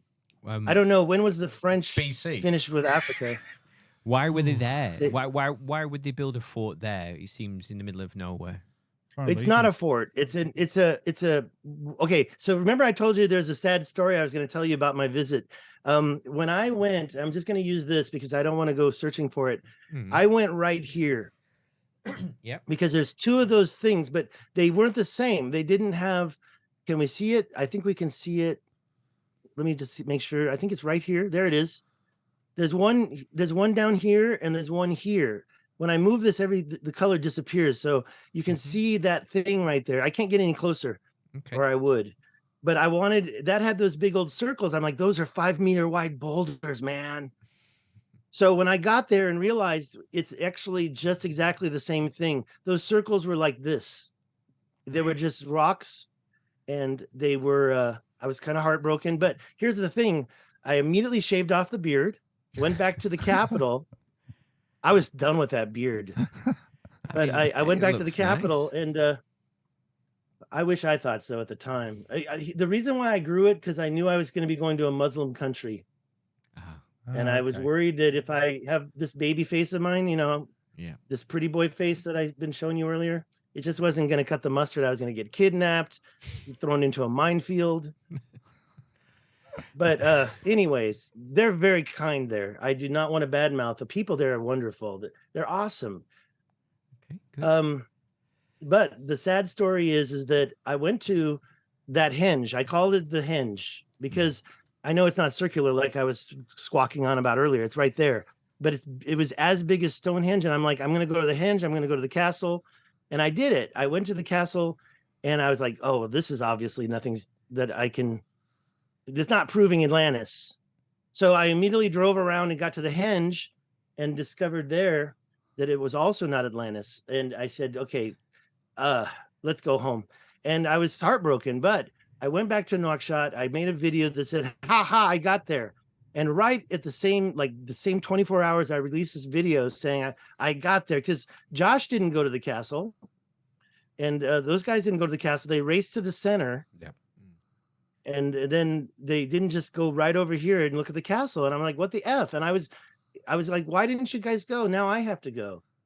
So the point is that right when I got back and I started to brag about making it and being the first YouTuber, I found out a group called Atlantis Together had just made it there about 3 months earlier and did 3D rendering of the whole place. Wow.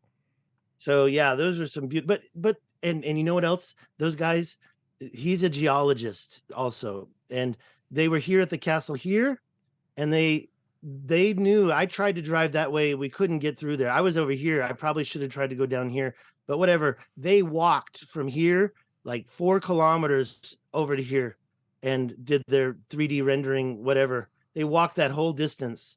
Those guys were crazy. I mean, and they left their car behind, and you know, they just started walking east, and they made it. And anyways, they made it before me. Heartbroken. So they are thought to be remnants of French forts. Is that what we're saying. No. Okay. No. So until I actually arrived there, I imagined these walls were Yeah. 4 feet high. I Well, no. imagine these were horse stalls. No, what they were okay. So that's a very straight line. What I Yeah. imagined, the guy who sat, the captain or the commander Yeah. or the trainer, the drill sergeant, Yeah. he walked these guys out here and said, okay, we're taking a line from the north. It's not perfect north, but that's the north side. Right. And well, it really is perfect north. It's the most northern point, but it's not really pointing north.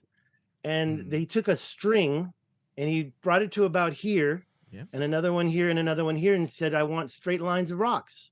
Right. And so they did all that stonework. Right. I wouldn't say millions of stones, but maybe 100,000 stones. Wow. And in addition to that, I used to call that the teeth. That's where they would lay down. You can kind of see one right here. Actually, I'm sorry, I don't have all the pictures ready, but they would basically lay in here and hold their guns in a prone position, I guess, and protect and play a war game. Ah, right. And then they would march out to this end, and they would do the same thing out here. So they're marching all over this place. They were practicing. And the only reason why is because of the shape at the end. The ending, that was like the main guy would sit in here, and he'd be the east side and the west side. And there are other forts there, other French forts, like the headquarters. Actually, this thing lasted longer than the headquarters did. Headquarters is just a big pile of mud. I wonder. Unfortunately, I don't have that prepared. Go. No, I was just wondering if the French Foreign Legion operated in Mauritania. Yeah. It's a good question. I wouldn't really. I wish we knew the answer. There's got to be someone that really knows. I'm probably sure they would. And well, they're famous for just being in the desert and for being, really hard to join. What was Well, that? What was that movie? The French Foreign Legion movie when we were kids? I mean, it's from the 20s or 30s, but I don't know. I can just that remember movie- Jean-Claude Van Damme in a French Foreign Legion movie, but Troopers, what? we just received, I'm thinking about It's the not Mel the Brooks time, comedy. Phil. It's we not just the time. received new orders. You know what? I must have missed that one. Oh, sorry. You've missed Going back. Street Fighter. Oh, is that what it was? Street yeah. Fighter? Right. Okay. Oh, I thought it was something he did regarding the French Foreign Legion. Well, no, I'm thinking I don't of- know. He did something. Yeah. Wasn't it called Beau Jest? Beau Jest? Or is that was the Mel Brooks version, the comedy version? Oh, right. I don't know. Anyways, that was all about the French Foreign Legion. So yeah. So It sounds horrible. So it's just practicing basically what we've seen here. Yeah, I think so. And marching I mean, around in the they're desert. just running around. Yeah. There were 3 of these, and one of them just totally disappeared. Or maybe it Right. wasn't completed, but there's 2 of them that look just like this. But I totally forgot about them because they broke my heart. They're not ancient. They're only like late 1800s or something like that. This timeline is just kind of for your reference. Yeah. But I don't think we really need to cover it. I already kind of talked about all this, I think. I'm just going to go through here slowly till we reach a point that I haven't talked about yet. Mhm. If you want to answer the question, if you have a question, there were canals. Were there canals? And there was a big body of water. Pardon? Were there any canals? Yeah, this canal here at the top, I call that the the corner of the eye. Yeah. The It tear not only duct. has the tear duct, and that's good because it provided water. Right. Yeah. That's an amazing point. I love that. I You had can to have go that to steak. Google Earth Pro for this. I can What? have that. Yeah, sure. Wait a minute. Wait, slow down. I'll tell you what. I'm going to trade it. So we take away the Grand Hancock can go F himself, and I'll. No, that's Wait, what I that's want the to other trade way. it for. No deal, no deal. Oh, okay. That's been clipped. I'm on. keeping both. That's coming I'm on in the keeping both. second part. That bit. Okay, take a look here. I don't want to go to Google Earth, but by the way, this is a 2021. This is a Google Earth Pro because right now, if you go there in Google Earth, you can't get such a clear shot. Why? It's so terrible what Why? they've done. If I'll go there live right now in Google Earth, and They you won't. can't use this historical view this is I guess it's January 21, Because you and need I to think pay they for recently Pro. updated it. That's why. isn't it? There's a lot of different. Can you? Well, I don't know. You just said I you got have Pro. Pro is free. All right. Pro well, is you free. have to download it. But but then you have to use the historical view, because if you download it and just go there, it's the same view. But they've got all these lines, these seam marks for the pictures, and it's just impossible to look at it. But what you see here is this curve, which I also don't think is natural. This is like 18 kilometers from, and that looks like it used to be a canal. And when you see that line right there, that's a significant, I think that is a canal that went off into those mountains. I followed it, and it's not as clear as down here. That's 4 kilometers long. This is a photograph, so I can't manipulate it. But if you go down, it goes, I believe that went around, and I used to fantasize, because I don't even want to say imagine, that it fed the water into the Richat structure. But now I believe they could have fed water in there many different ways, if they indeed were an advanced civilization. But there's more. Is the idea that the fresh water must have come from the Atlas Mountains? Yeah, from the Taman Reset Paleo River, bigger than the Nile. And that was the thing about the Redditors, and there's nothing there. Yeah, there was a water. First of all, they say it's too far from the Atlantic. That's what I always hear. Yeah. And as you can see, it had water. And I believe these canals helped feed it from the Taman Reset. Can you just stop there? Sorry. You skipped past a slide with that mega river on, didn't you? So I don't know about the mega river. Show me the mega river. This is it. This is the Taman Reset Paleo River. And is that okay? So does the mainstream accept that exists, that mega river, or is that?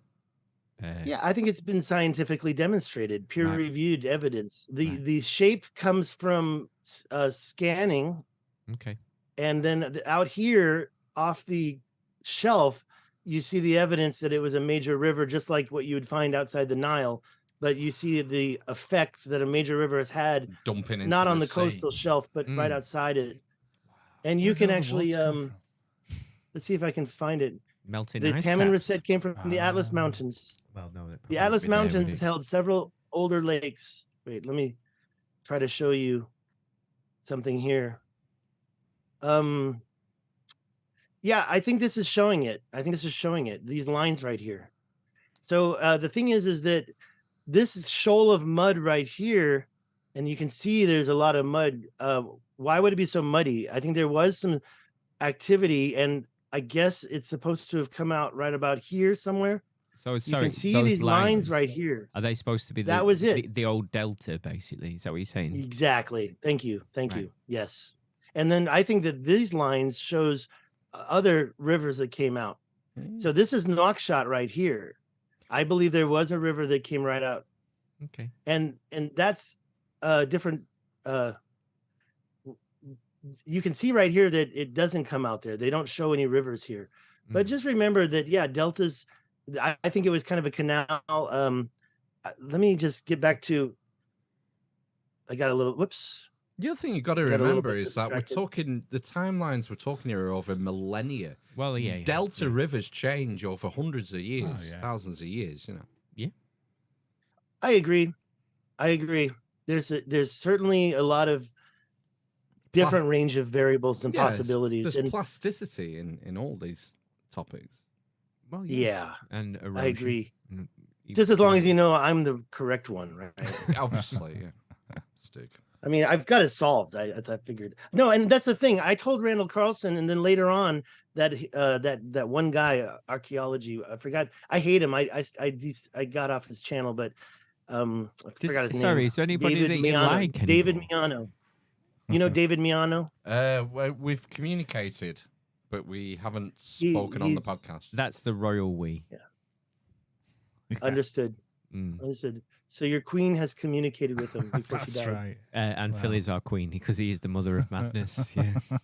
Okay. The dwarf, the cripple, okay, so he's definitely mainstream, and so get him to admit it. I got blocked by so Randall Carlson was giving me a hard time in front of everybody and saying that he's read a little bit more than just a couple of Wikipedia pages.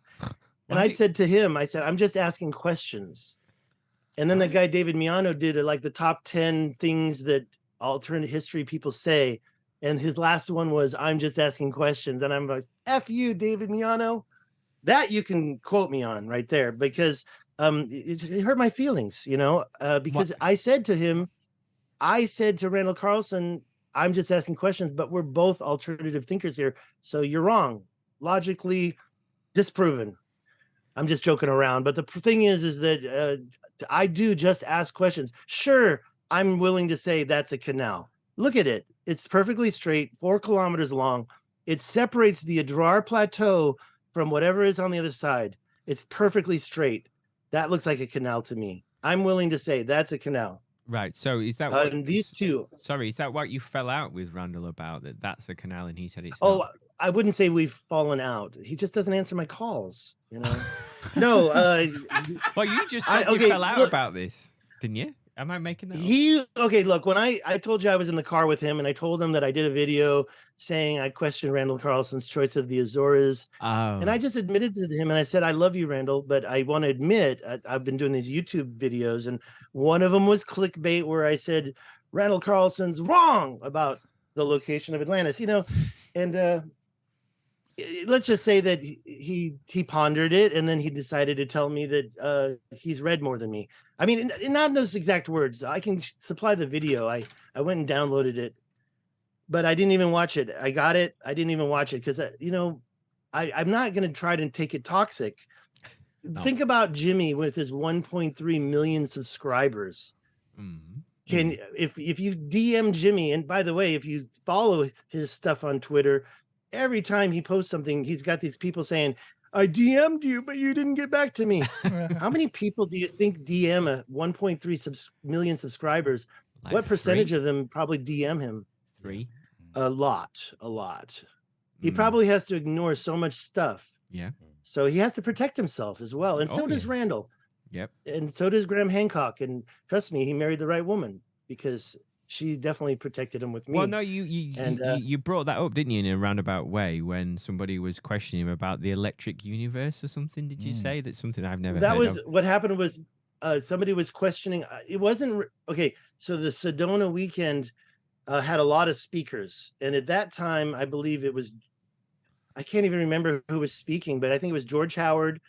I think Graham Hancock was on the panel. Randall was in the room. I don't know if he was sitting up there on the stage. And there was another guy, and I should know his name, and I'm ashamed. He also worked on the paper in 2007 with George Howard. What's his name? Anyways, Firestone. no, it's a short name like Alex, Martin something Alex. Short? Oh, he's the younger. Definitely not. It's the younger guy who came on board. He flipped. He was anti-impact hypothesis, and then he flipped. I think. I know what you mean. But go on. Okay. Well, anyways, it was just it was a question being asked during that panel, and most of the speakers in that Sedona show, Sedona, Arizona is very beautiful. It was all about nature. You know, I wanted to talk about Atlantis, but nobody else did. Nobody wanted to talk about the Richat. They were talking about ancient knowledge. I learned a lot from Randall, and I still am. So there's no way I want to be estranged from Randall. And I'm just joking around here. No, I totally respect the man. Yeah. And I met his wife, and I met his son, and I met, you know, his circle, and it was just an incredible experience, and it was a manifestation. Let me get back to this just because it's been in Yes. your face. I'm sorry about all the weird graphics. These are usually like thumbnails. I hadn't even been there yet, but I made this thumbnail, and I actually walked down this right here, and I never got over here because it's pretty far, and I didn't know the roads. Later, I'm going to talk about this right in the middle, but right now we're talking about canals. Right. But right over here, that's where I just showed you. You can see those canals right here. Do you see that line? Do you see this line? You can see those Yes. canals from we are 20 kilometers away, and you can see those straight lines. They're practically parallel. They're not perfectly parallel, but they're really cut into the bedrock. It's not like it's water naturally created that. There we go. Wow. And I can show you closer. So even more canals started coming up. The one that I said points directly at the Richat is right here. The blue is not really a raging river. It's a dry riverbed. And this line is just a projection. So don't get tricked by my purple line. These two projections are ways you could have gotten through to the other side of this mountain. This is the, let's take a look at it under the topography. So you have a reference of how it's right here. And when you go in, you can see the highest point is over here, as I showed. Huh? Right now, we're getting 3,000 feet from something else. Oh, you But as missed we the go in, it's intro gonna for the colours, change. Phil. So, as you see, there's a scale on the right-hand side. And as you move Yeah, up right the here. scale, that's higher. So the white is 2946. That's right here, I guess. That's the highest point, 2946 above sea level. And so okay, let me change this, go back to the OpenStreetMap so you don't get tricked. I don't want that either. Let's try this. Okay. Well, that's nice. That's kind of nice, right? The point I'm trying to make is that you can see that it's pretty high right there. So for there to be a canal, and actually that canal is kind of, that one line I made goes through here. And yeah, it's not a perfectly plain, but yeah, you could probably walk a horse up there. And same this way as well. So these were natural ways, but here's my point. The canal that I showed here, and that why would it be going through there if they didn't have an advanced culture? I mean, why wouldn't they just go around, even if it were just a road? So I just showed you this spot here. So the purple you can ignore. It's just an imaginary projection I made. But the red one, those are actually carved in the hills, and I can zoom in there. I have to open up Google Earth. I don't want to do that just yet. No. I'm happy to talk about it more. Like down here, this Dar Tichit area. And you know who Michael Tellinger is? Do you? No, don't know the name. He's a South African. He talks about Adam's calendar and the stuff down in South Africa. There are very similar stone circles up here. The idea is that they were settling pools to mine gold, and they could be as high as this area here. Wow. There's a bunch. Now, I don't want to say that these are really cut through perfectly, these lines, but they are stuff that I've been tracing. So I found even more. Now, wait, there's more. Let me just gain control. There's canals up above all that next to the Tamanrasset River as well. And you can see these canals from Google Earth. Wow. There's so many of them. This is not one of them, but I found this in a little bit farther south where you see there's even more. It gets crazier and crazier and crazier. So there were canals, and I want to move on to there were quarries as well. Okay. I honestly want to open up Google Earth and show you live stuff, but like I said, I'm worried it might slow stuff down. Mm-hmm. Don't worry, This we don't comes from yeah, so far so good without it, but there might be something you want me to show you regarding quarrying. As I mentioned already, Randall Carlson said that outcrops of mega breccia, which is pretty much when these bedrock rises above sand, it's called an outcrop. Outcrops in this structure were being quarried by somebody hundreds and thousands of years ago. And I was like, well, I finally found those quarries. And you can see the lines. That's not animal tracks. You know, when I saw these at the beginning, I thought those were animal tracks. Because if you look at my neighborhood, it's very clear what an animal track looks like. But later on, when you get closer, you can see how perpendicular and how that's a perfect 90-degree angle. Those were not animal tracks. Those are clearly quarry marks. And I didn't get any backup supporting evidence on this, but we found more. That's a close-up. Wow. And that's right there in the center of the shot. I'm sorry that it's not really clear because it's it's two-dimensional. But what they do is they cut through, and I assume, okay, sorry, I don't want to go forward. This is in the middle of the Richat, and I believe that they were maybe taking blocks or maybe just taking ore. And the reason I say that is because of some of these angles. I'll show you more. I'm going to keep going here. Over here, I call that Rudolph the Red-Nosed Reindeer. Okay, I just show you the two parallel canals on both sides of that. Yeah. But I now want to talk about basically the highest point in the Adrar is this dark patch right there. Now, I didn't get up close to there. I had a bad day, and I said, but I took a photograph of this. I'll show you in a second. It goes okay, what you're seeing is a line. There was a cut line going all the way up to here and then continuing on the other side, going out to the nose. Now, I don't want to get too involved with this because I know you want to know about basically Atlantis and the Richat, but what happened before? Look at this line. So you see this nose? I call it his red-nosed reindeer, whatever. Just a reference name. You see a line cutting through the nose. And over here is a saddle. And over here, again, a cut. So these cuts, you can see them here, here, here, here. And on the other side, you see more. It's some type of quarrying was going on here. I don't think those are canals. I think that's quarry lines. Call those straight you perpendicular parallel lines running through it. In the middle of the Sahara. So hundreds and thousands of years old, I think. And by the way, this is just for reference. That's 1,000 feet apart. 10-10. I don't know if that has any significance. And the two mounds, because I now, and you're going to call me crazy, but because not flat Earth crazy, but are these overburdened dumping sites? Is this a man-made mountain, or maybe by giants, or maybe by aliens? If you get into, these are those same mountains right there. I took this picture. So you can see the two mounds over here, and then you can see that high point over here. Mm. Are those dumping sites for ancient mining? It's called overburden dumping. Right. Called slag heaps in the UK. Exactly. A massive one collapsed and covered well, and that's why when you talked about, well, okay, yeah, that's one type of. I'm just saying how huge they can get, basically. Well, we were talking about Brian Forster's theories on melting rock. Well, what if it was just all ancient slurry? And I do have this feeling about the Colorado River because I found these mounds in the Grand Canyon, and they happen to be aligned exactly the same as those two mounds. I turned it and look at the compass. Is it possible that that was not Atlantis, but hundreds and thousands of years before Atlantis had the cataclysm? Were these mounds created on purpose? Mm.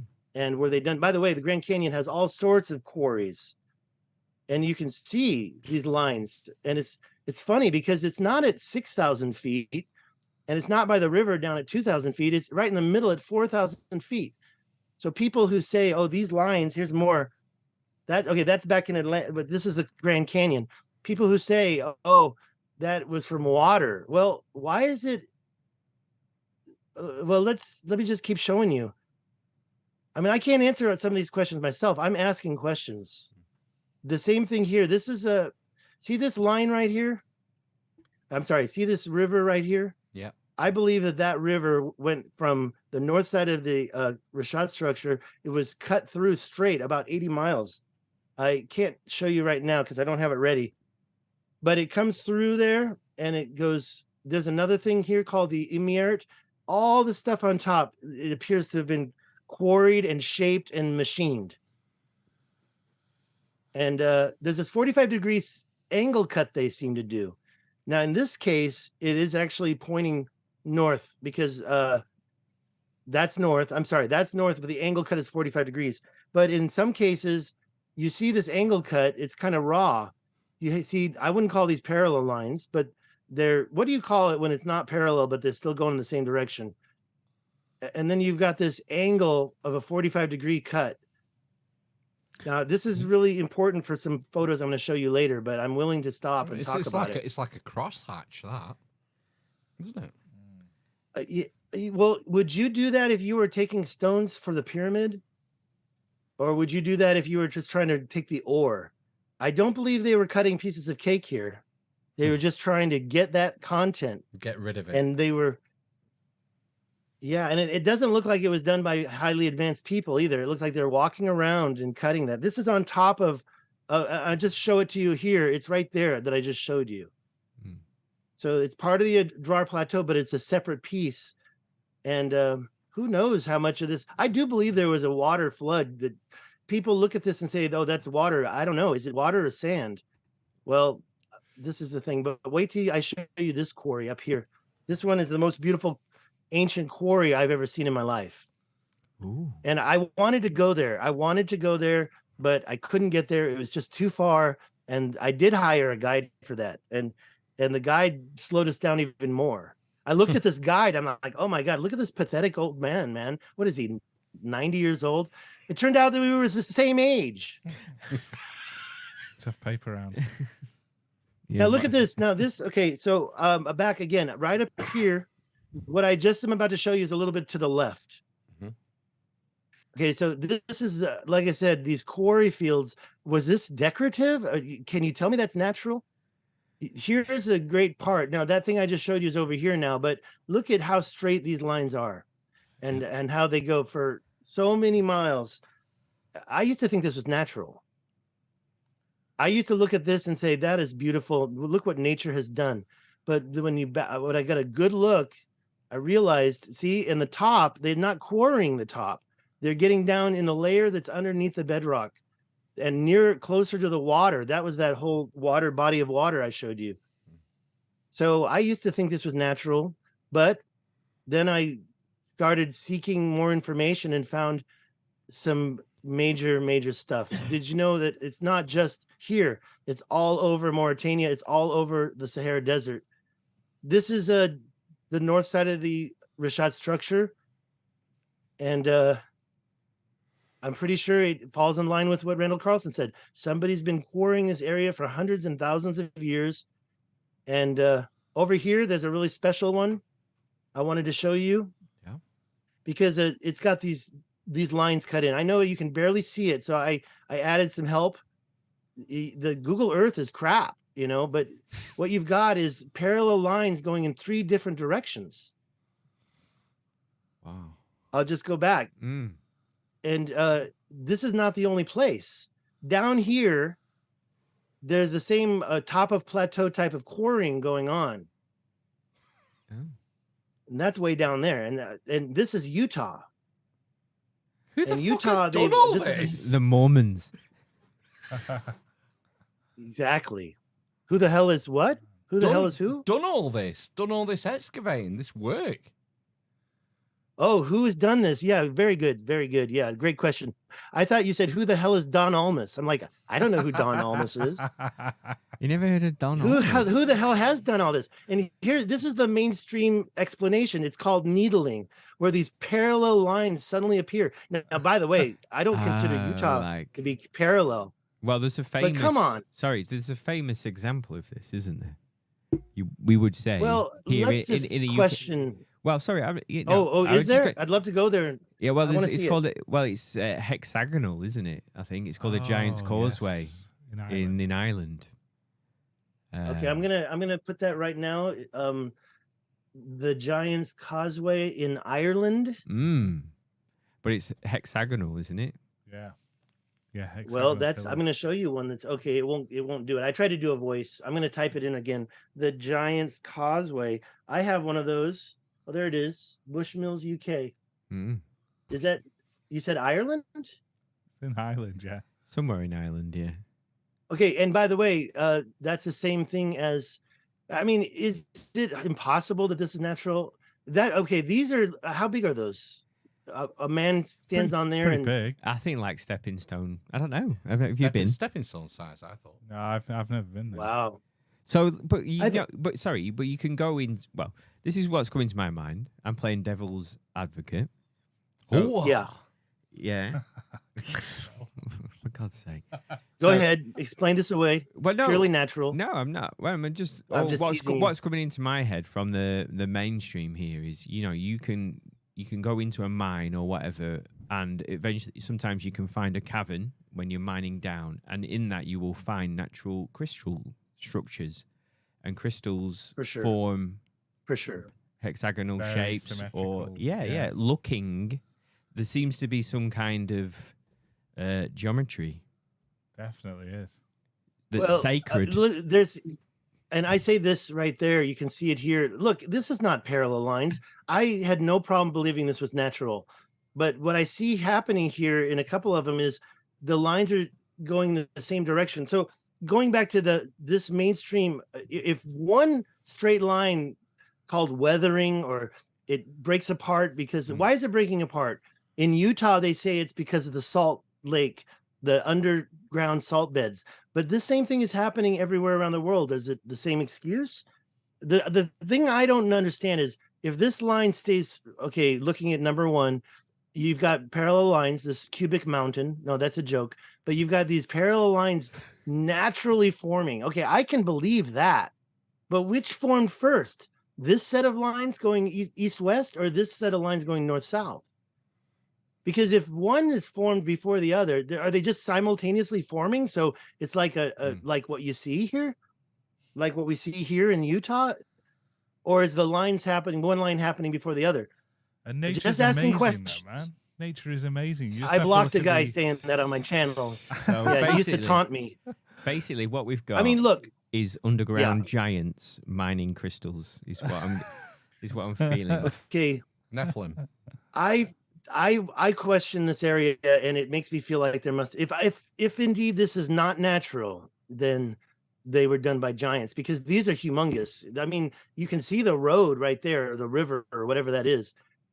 I drove there. I couldn't get to this spot, unfortunately, because it was actually damn cold and I was starting to get sick. So I just got out of there. But I had gotten to the edge and seen these structures. I'm telling you right now, if I'm crazy to say that this is not natural. And if I am even close to being right, I just feel like these lines are awfully straight. But if I'm close to being right, it has to still have been 1 million years ago, because still there's so much weathering that's happened. Yeah. But when you see these lines, okay, so can you explain it any other way? I have more to show you to is it called begging the question? But this is Utah. Remember a spirograph? Because this is kind of these lines. I feel like this machine. Okay, so obviously I'm thinking about some ancient machine doing this. Okay, but let's get back to reality. Oh. Not that.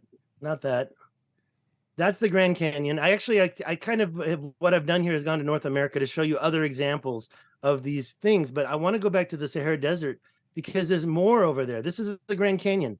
And you were talking about hexes, but look, you almost have a perfect triangle.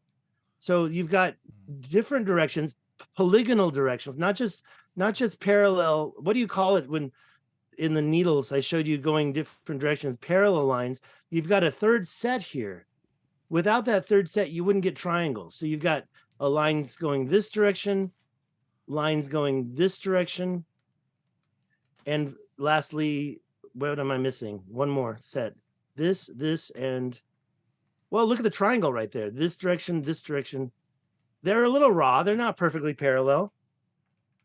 And I do question that. And it seems like what I'm finding is also different types of ancient mining going on. This is also next to the Colorado River. And I know this isn't that impressive, but when you see this activity next to rivers, Right. and then you see these other things next to rivers, Sorry, so you mentioned... I have to question. Sorry, so it's just kind of adding up in my head. So you mentioned just before pre-Clovis, did you? So are you kind of... Pre-Clovis, okay, so mainstream says that Clovis was the first set of archaeological digs that they could attribute to humans, and they said they must have crossed that land bridge up in Alaska, come down between the two sheets of ice, the Cordilleran ice sheet and the other ice sheet. I forgot the name. Laurentide. Somehow they were able to travel. Say again? Laurentide. There you go. But that's the mainstream school of thought. I think that this activity's got to be very old, not just right before the ice age ended, but like maybe hundreds and thousands of years ago. I'm totally with you, And David, because like when you were showing us the sort of quarry lines around the Sahara in Mauritania, and mentioned before about the hand axes, we know that humans or hominids, homogeneous hominids, people have been living there for 1.75 million years.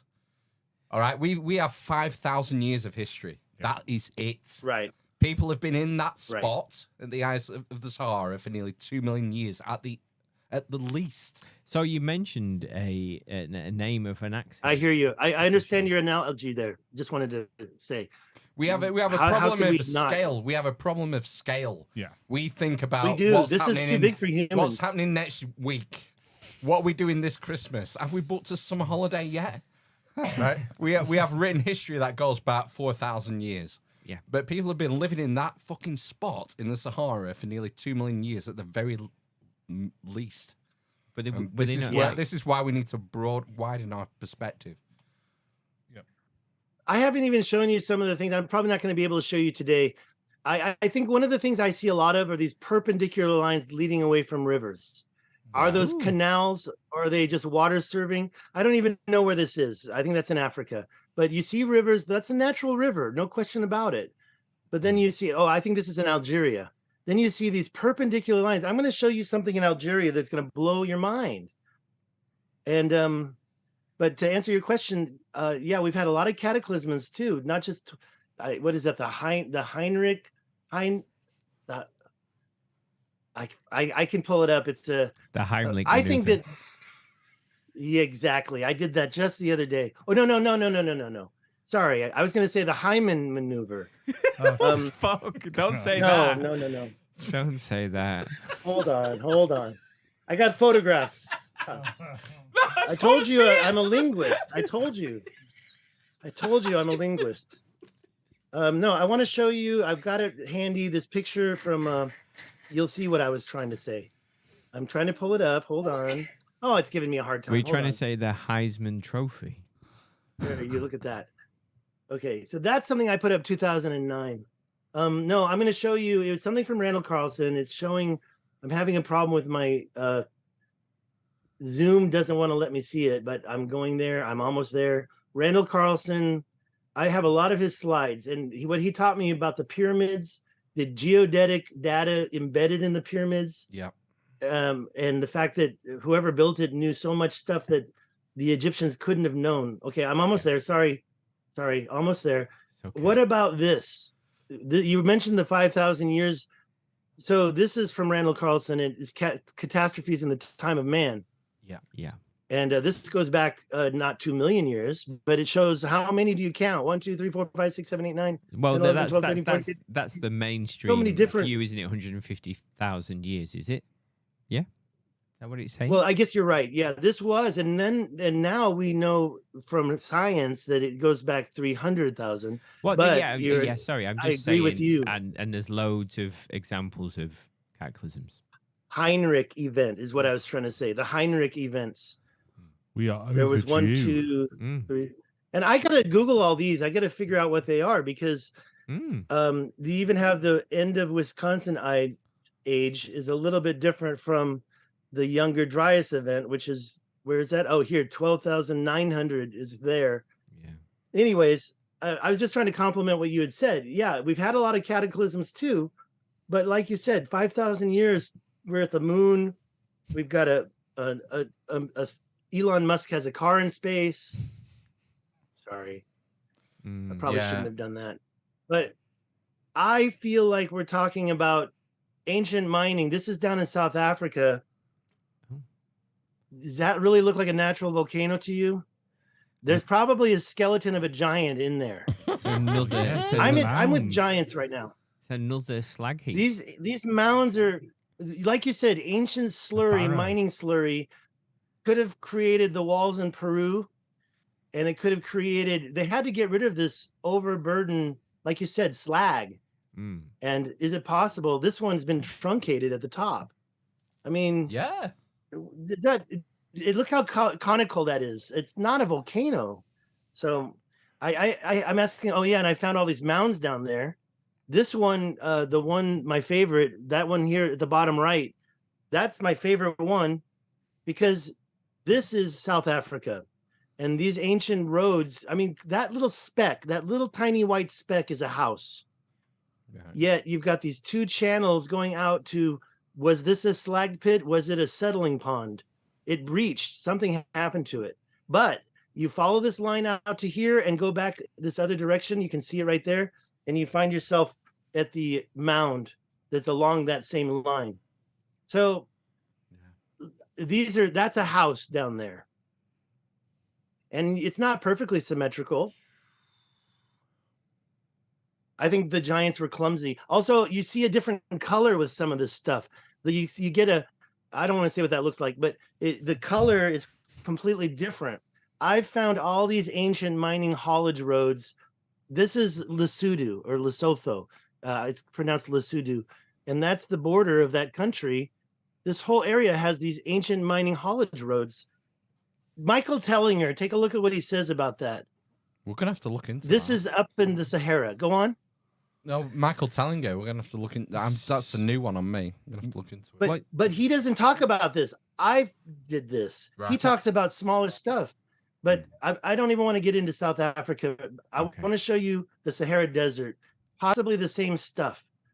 Okay, so overburden dumping, like here you have what I think is an ancient canal or at least a wall or a road, and then somebody dumped some piles of junk on top of it. And is it possible that these Bastards. machines did it and humans were in control, or does it have to be a bigger species? Right there, that's called well, I'll show you because I forgot the name. I mean, doesn't it seem like you're in the Matrix? Do mountains form this way? It's called Planetary Valley. It's in, I guess, Algeria. Okay, so this is a modern day diamond mine. And what you see down here, this is you got the strip mining, the pits. Open cast. This is in the mountains of Lesotho. You've got the settling ponds. They take this stuff out and they throw it in there. I guess I don't know everything about the process. Right. And then when they get the stuff they don't want, they dump it over here. That little dimple is an overburden dump. It belongs to a dump truck, and I measured it. It's about 23 feet wide. I think what we're seeing in this place, Planetary Valley, and you can see one of these orbs, is this liquefied stone, probably overburden dumping from some ancient civilization. Are we still talking about the Richat structure? And the dumps, instead of being 23 feet wide, are 200 feet wide. That's the smallest one. So I think that these things could, in the Richat structure, be, like we had said, a mountain of slag. Dude, what if I we found a did? road- What if this is the answer, and we, we are descended from the unfortunate few who were left behind? Yeah. The And the- noobs. Okay, Yeah. The I slaves really of don't the want that to Nephilim, be true. Absolutely, yeah. mining gold for the reptilian overlords. Yeah. Exactly. I don't want to say that, but Just my did. question is, what is this? I don't want to be. I think it was a Reptilian? lapis lazuli mine. No, I'm just looking at what I found. Afghanistan. I don't want to say who made it. I don't like to say giants did it, but who made this 94-mile long road in the middle of the Sahara, or is it a wall? I found so many walls. British. This one is in Madagascar. I know that you might think that looks natural, but it's just so out of place. I found some that it's about 1/10 of a mile wide, and it looks like it's been placed right on top. This is Morocco. Oh, By the stop way, it this now. is the It's everywhere. This is crazy. they're everywhere. This is I want to go here. This is New Mexico. You've got parallel mountains walls. I think it's about water control because you can see a lot of examples where they're in rivers. What's going on here? Oh, by the way, if you don't know about the Kalahari canals, that's 250,000 square miles of possible ancient megalithic terraforming. That's massive. And Oh. I don't want to get into it because it's just so much to see. But long walls, canals, roads, ridges.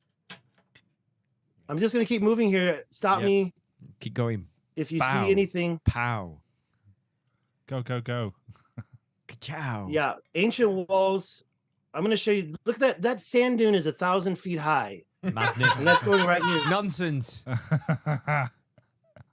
Look at this wall going under the sand dunes, and you've got what's that? A This toll little booth? fort. Yeah, Adrian's no, wall. it would be a tax booth. Yeah, that's where you toss in your coin. your spare diamond or whatever you've been Okay, mining. so this is gonna get crazy. Now, this is actually very flat woodland. This thing that looks like a nipple, and I've had it. Why is everything about nipples? This is some type of freaking wall that somebody built, and it goes around. And inside, right over here, I'm going to show you another quarry, and over here, that's a quarry, and up here, there's quarries everywhere. I thought it showed the map. Okay, where I am, I'm showing walls right now, but I'm going to get back to that. And this one's 180 feet wide. Do mountains naturally form this way? No, I didn't learn this in school. I mean, 50 feet, perfect. Do you geology in school. Oh, I'm not being again. I'm not being. I am not. I don't have. I've taken a couple geology classes, but no, Okay. I'm. I was I've thinking of been trying geometry to. anyway. Well, sacred geometry is my newest topic, and I have to thank Randall Carlson for that. I mean, this is just in the middle of nowhere, a perpendicular T meet. Is this a wall or a road? That's wild. This is all seen globally. Okay, this is actually right next to New York. What's it called? The airport in New York City. Newark. And it goes all the way down JFK. Long Island. Not JFK. JFK? LaGuardia. JFK. You're right. Yeah. JFK, Well, I think it's Newark. LaGuardia, but LaGuardia. it's the one next to the ocean. I mean, I don't know. Maybe these that's- could be JFK. duck. That's just crazy as well, isn't it? The This power is of yeah. flight. This is next to. Well, look. If you ask me, this might be modern day. But why does it go all along Long Island for miles and miles and miles? Maybe it's to the drain it. Native Americans. So Farming. yeah, I kind of thought that this might be overburden dumping, and yeah, it makes a lot of sense because right next to that, and here's another possible South African. But I want to show you. I'm kind of disorganized. This was a great presentation he did, Mind Earth. So I want to talk about that's the Nazca lines. Oh yeah. Oh, Brian love 'em, Forster yeah. told me. The Pampa. He told me. can't Brian believe they Forster used to told me race if it around rains, those are going to disappear. I'm sorry. Say again. I can't believe they used to race round those. You know, the Well, NASCAR Brian lines. Forster told me that if it rains, those are going to disappear. So Really? Are you they think- that fragile? yeah, he says that. I guess they are. I didn't believe it when I first heard this, and so I asked him because if anybody knows, he knows. When's it going to rain? I keep When's it showing going to that rain? there? Mansa Musa, the richest man in the world, Yes. richer from than Africa, Donald yeah. Trump. I mean, Yeah. come on. Donald He Trump. controlled Mauritania. Donald Trump's Yeah. bankrupt. Remember? See, King of it says the- here he was the the Mali king of the Empire. Mali Empire. Mauritania was part of that. Yeah. I'm sorry, I keep talking over you. It's okay. Everyone does. The channels, these channels, I don't want to get too deep, but these channels, I showed you one already. Those are houses down there. So how do humans do this unless they've got some big machines? Or maybe it was monkeys. This is South Africa. And no, that's Lesotho. And I just want to say one thing. It's got that same smelting pot at the end. A Wow. perfectly isosceles triangle right there. Mm. Those are houses. This goes on for 4. Okay, it's got another part. So it's got this structure here. And I want to talk about that so-called intersection right there. Yeah. And then that's it good. goes all the way over here. I mean, that looks. In fact, those intersections are common. That picture sucks. I think it was made of slurry. I think that there's a lot of this overburden dumping. In fact, I think that, like, for example, this part here was overburden dumping from a previous civilization, and then a later civilization started to go at it. Because I've seen several examples. Look at this. This little groove here is 50 feet across. And then over here, you see what looks like a shortcut. Like one had to go this way and one had to go straight. I mean, we're talking about gigantic structures with shortcuts that are 100 meters wide. There's more than one there. I found 2 of those. I think I found a third one. So we've moved on from Atlantis to what was pre-Atlantis. What was pre-Atlantis? What was going on? I want to show you a couple more things, and then I'll turn off the screen share. Mhm. This up here, because you've got the eye, and this is Mali. Up here, that was where that little nipple wall was. In fact, I call it the nipple wall. And I found plateaus that have been cut like this. I call them quarrying lines because you're not going to get a piece of cake out of there. You're not going to get a block if you're cutting it in 3 different directions. This is real. And look at, that's 40 meters down there. So it's not that long. That could have been done. Hey, that could have been done modern day. It's not that big, but 40 meters. But the thing is that the accompanying ones all over the place, all in that same area. And then you've got that crazy ancient wall that's, I'm almost done here. I want to show you something in Algeria, but this is that same area. And there's no natural explanation. I mean, come on, look at that shape right there. Are you going to tell me that happened naturally from natural erosion? And this is 100 meters, so this is a kilometer right there, Right. approximately. Yeah. And we're almost at the last one I want to show you. These are just some random things I found in this whole area. But right here, this is also, so that little dumping ground I showed you was over here, the thing I called the matrix. This whole area, this whole place, and that's 400 kilometers down there. So let's take a quarter of that. This is more than 100 kilometers long. And you've got basically this type of activity. This is called the Tassil Najer National Park in Algeria. I think this is the after. This is this spot right here. I'll go there live because I think this place is perfectly rectangular, except for all the work. But these roads are going around it. So that looks like they were taking blocks out. These squares are 10 meters wide, but it seems like a big, huge project is going on in Algeria. Pretty close. So I think it was Atlantis. One more thing. These walls in the Tibesti Mountains, I want to show you here. Look at he looks like a perfect Englishman, doesn't he? He's got his nose, the British chin, Yeah. the eye. Yeah. Well, look at the lips. Look at the lips. Oh, The there we go. lips were created by somebody. When you zoom in there, and I'm happy to go there, it doesn't look like they were canaling as much as melting the mountains. This is a big thing, and nobody talks about it. And you can see it's much more than just the lips. And you even see these ancient, I say ancient because I think they're older. These, I don't want to say human, or let's say intelligently laid out lines were probably for water control. But then later, you can see they started doing other work. So were they mining and creating a slurry and getting the gold? And we're almost finished. I just want to show you some other walls in North America. And the ones by Colorado, that's the the smoking barrel. Yeah. This is Smoking gun, New yeah. Mexico. The smoking gun. The smoking gun is in Colorado, and I'm about to show it to you. This is New Mexico.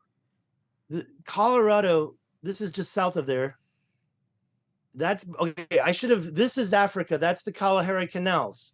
And this is also ancient earthworks, but and that's Namibia. And I do have questions about that. Somebody was making mountains, and they were doing it to control water.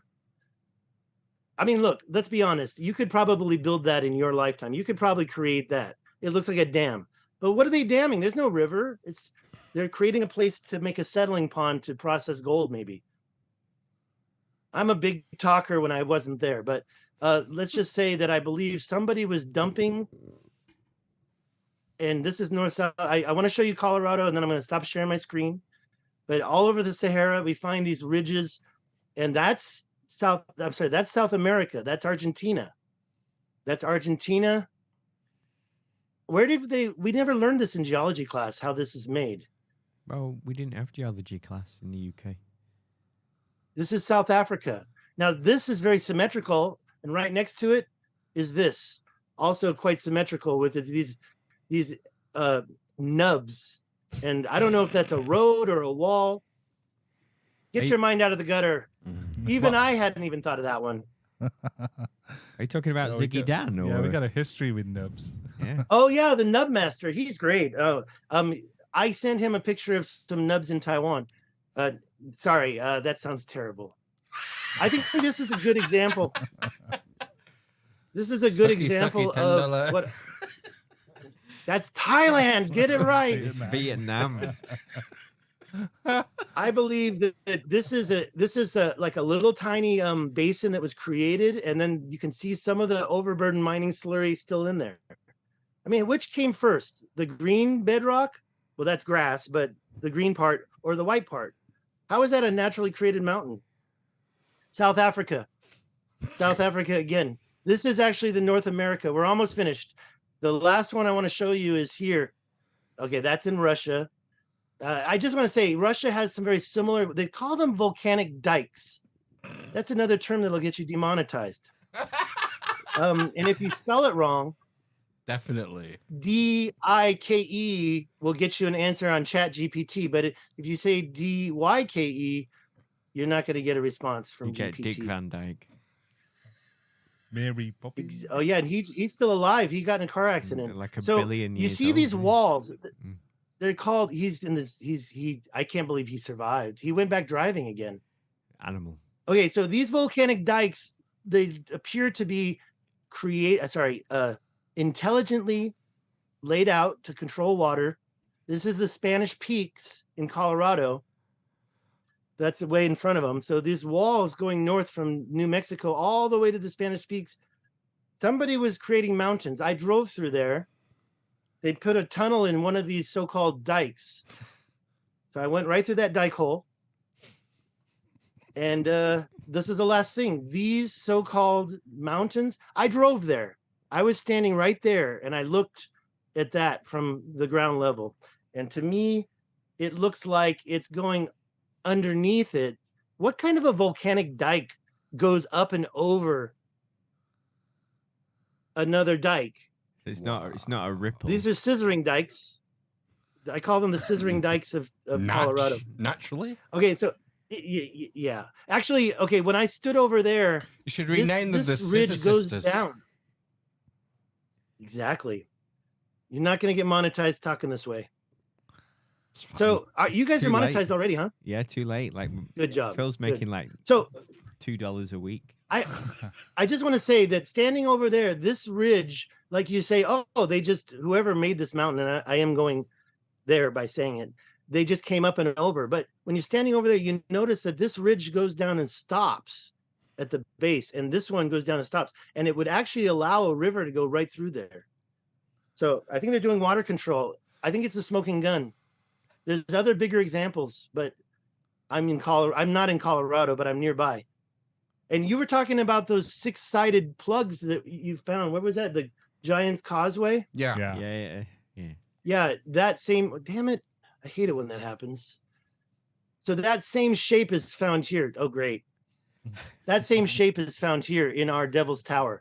And I just saw a new video from a guy in Niger or Nigeria, I'm not sure which.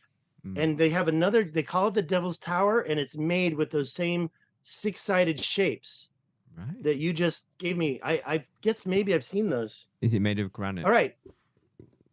Yeah, You know what? Doesn't it look like this? Sam in the I chat would is be- saying the Devil's Mound in Nigeria has the same blocks, Right. the 6-sided blocks. So, I saw that in a new video. Okay, that's it. I'm going to we need unshare my screen. further investigation warranted. Yeah. I think. Now, the only reason why you're going to get me to share my screen again is if you want me to open up Google Earth and go to some of these places I've talked about.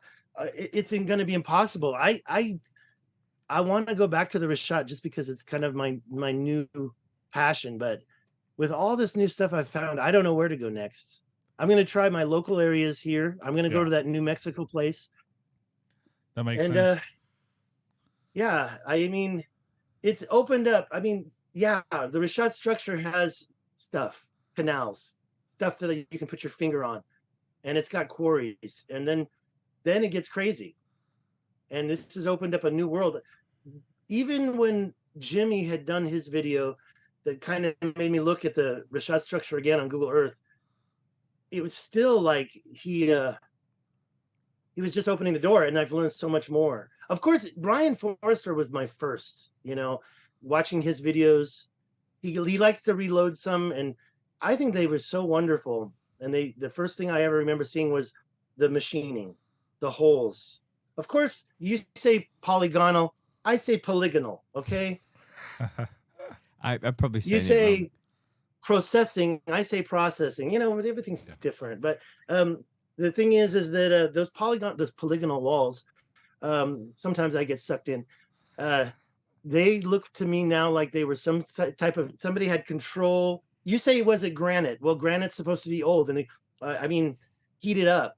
But that volcanic dike that I drove under through the tunnel, I took a picture of it. It looks like it's granite. So is that how granite's created from a volcanic river of hot magma?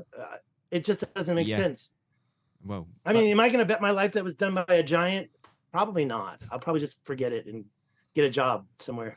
But Brilliant. yeah, I mean, I do ask these questions. Another thing that I really want to know more about are these star forts all over the world. Oh, There's even that's a wormhole. Yeah, and I'm not into Tartaria or mud floods. Oh, you will. I'm not into that stuff. You will. Yeah, I probably will, because everybody's showing me the stuff in the 1800s. But yeah, I don't want to be. But who knows? You know, I might be singing a whole different tune 10 years from now if I'm still alive. I'm 55.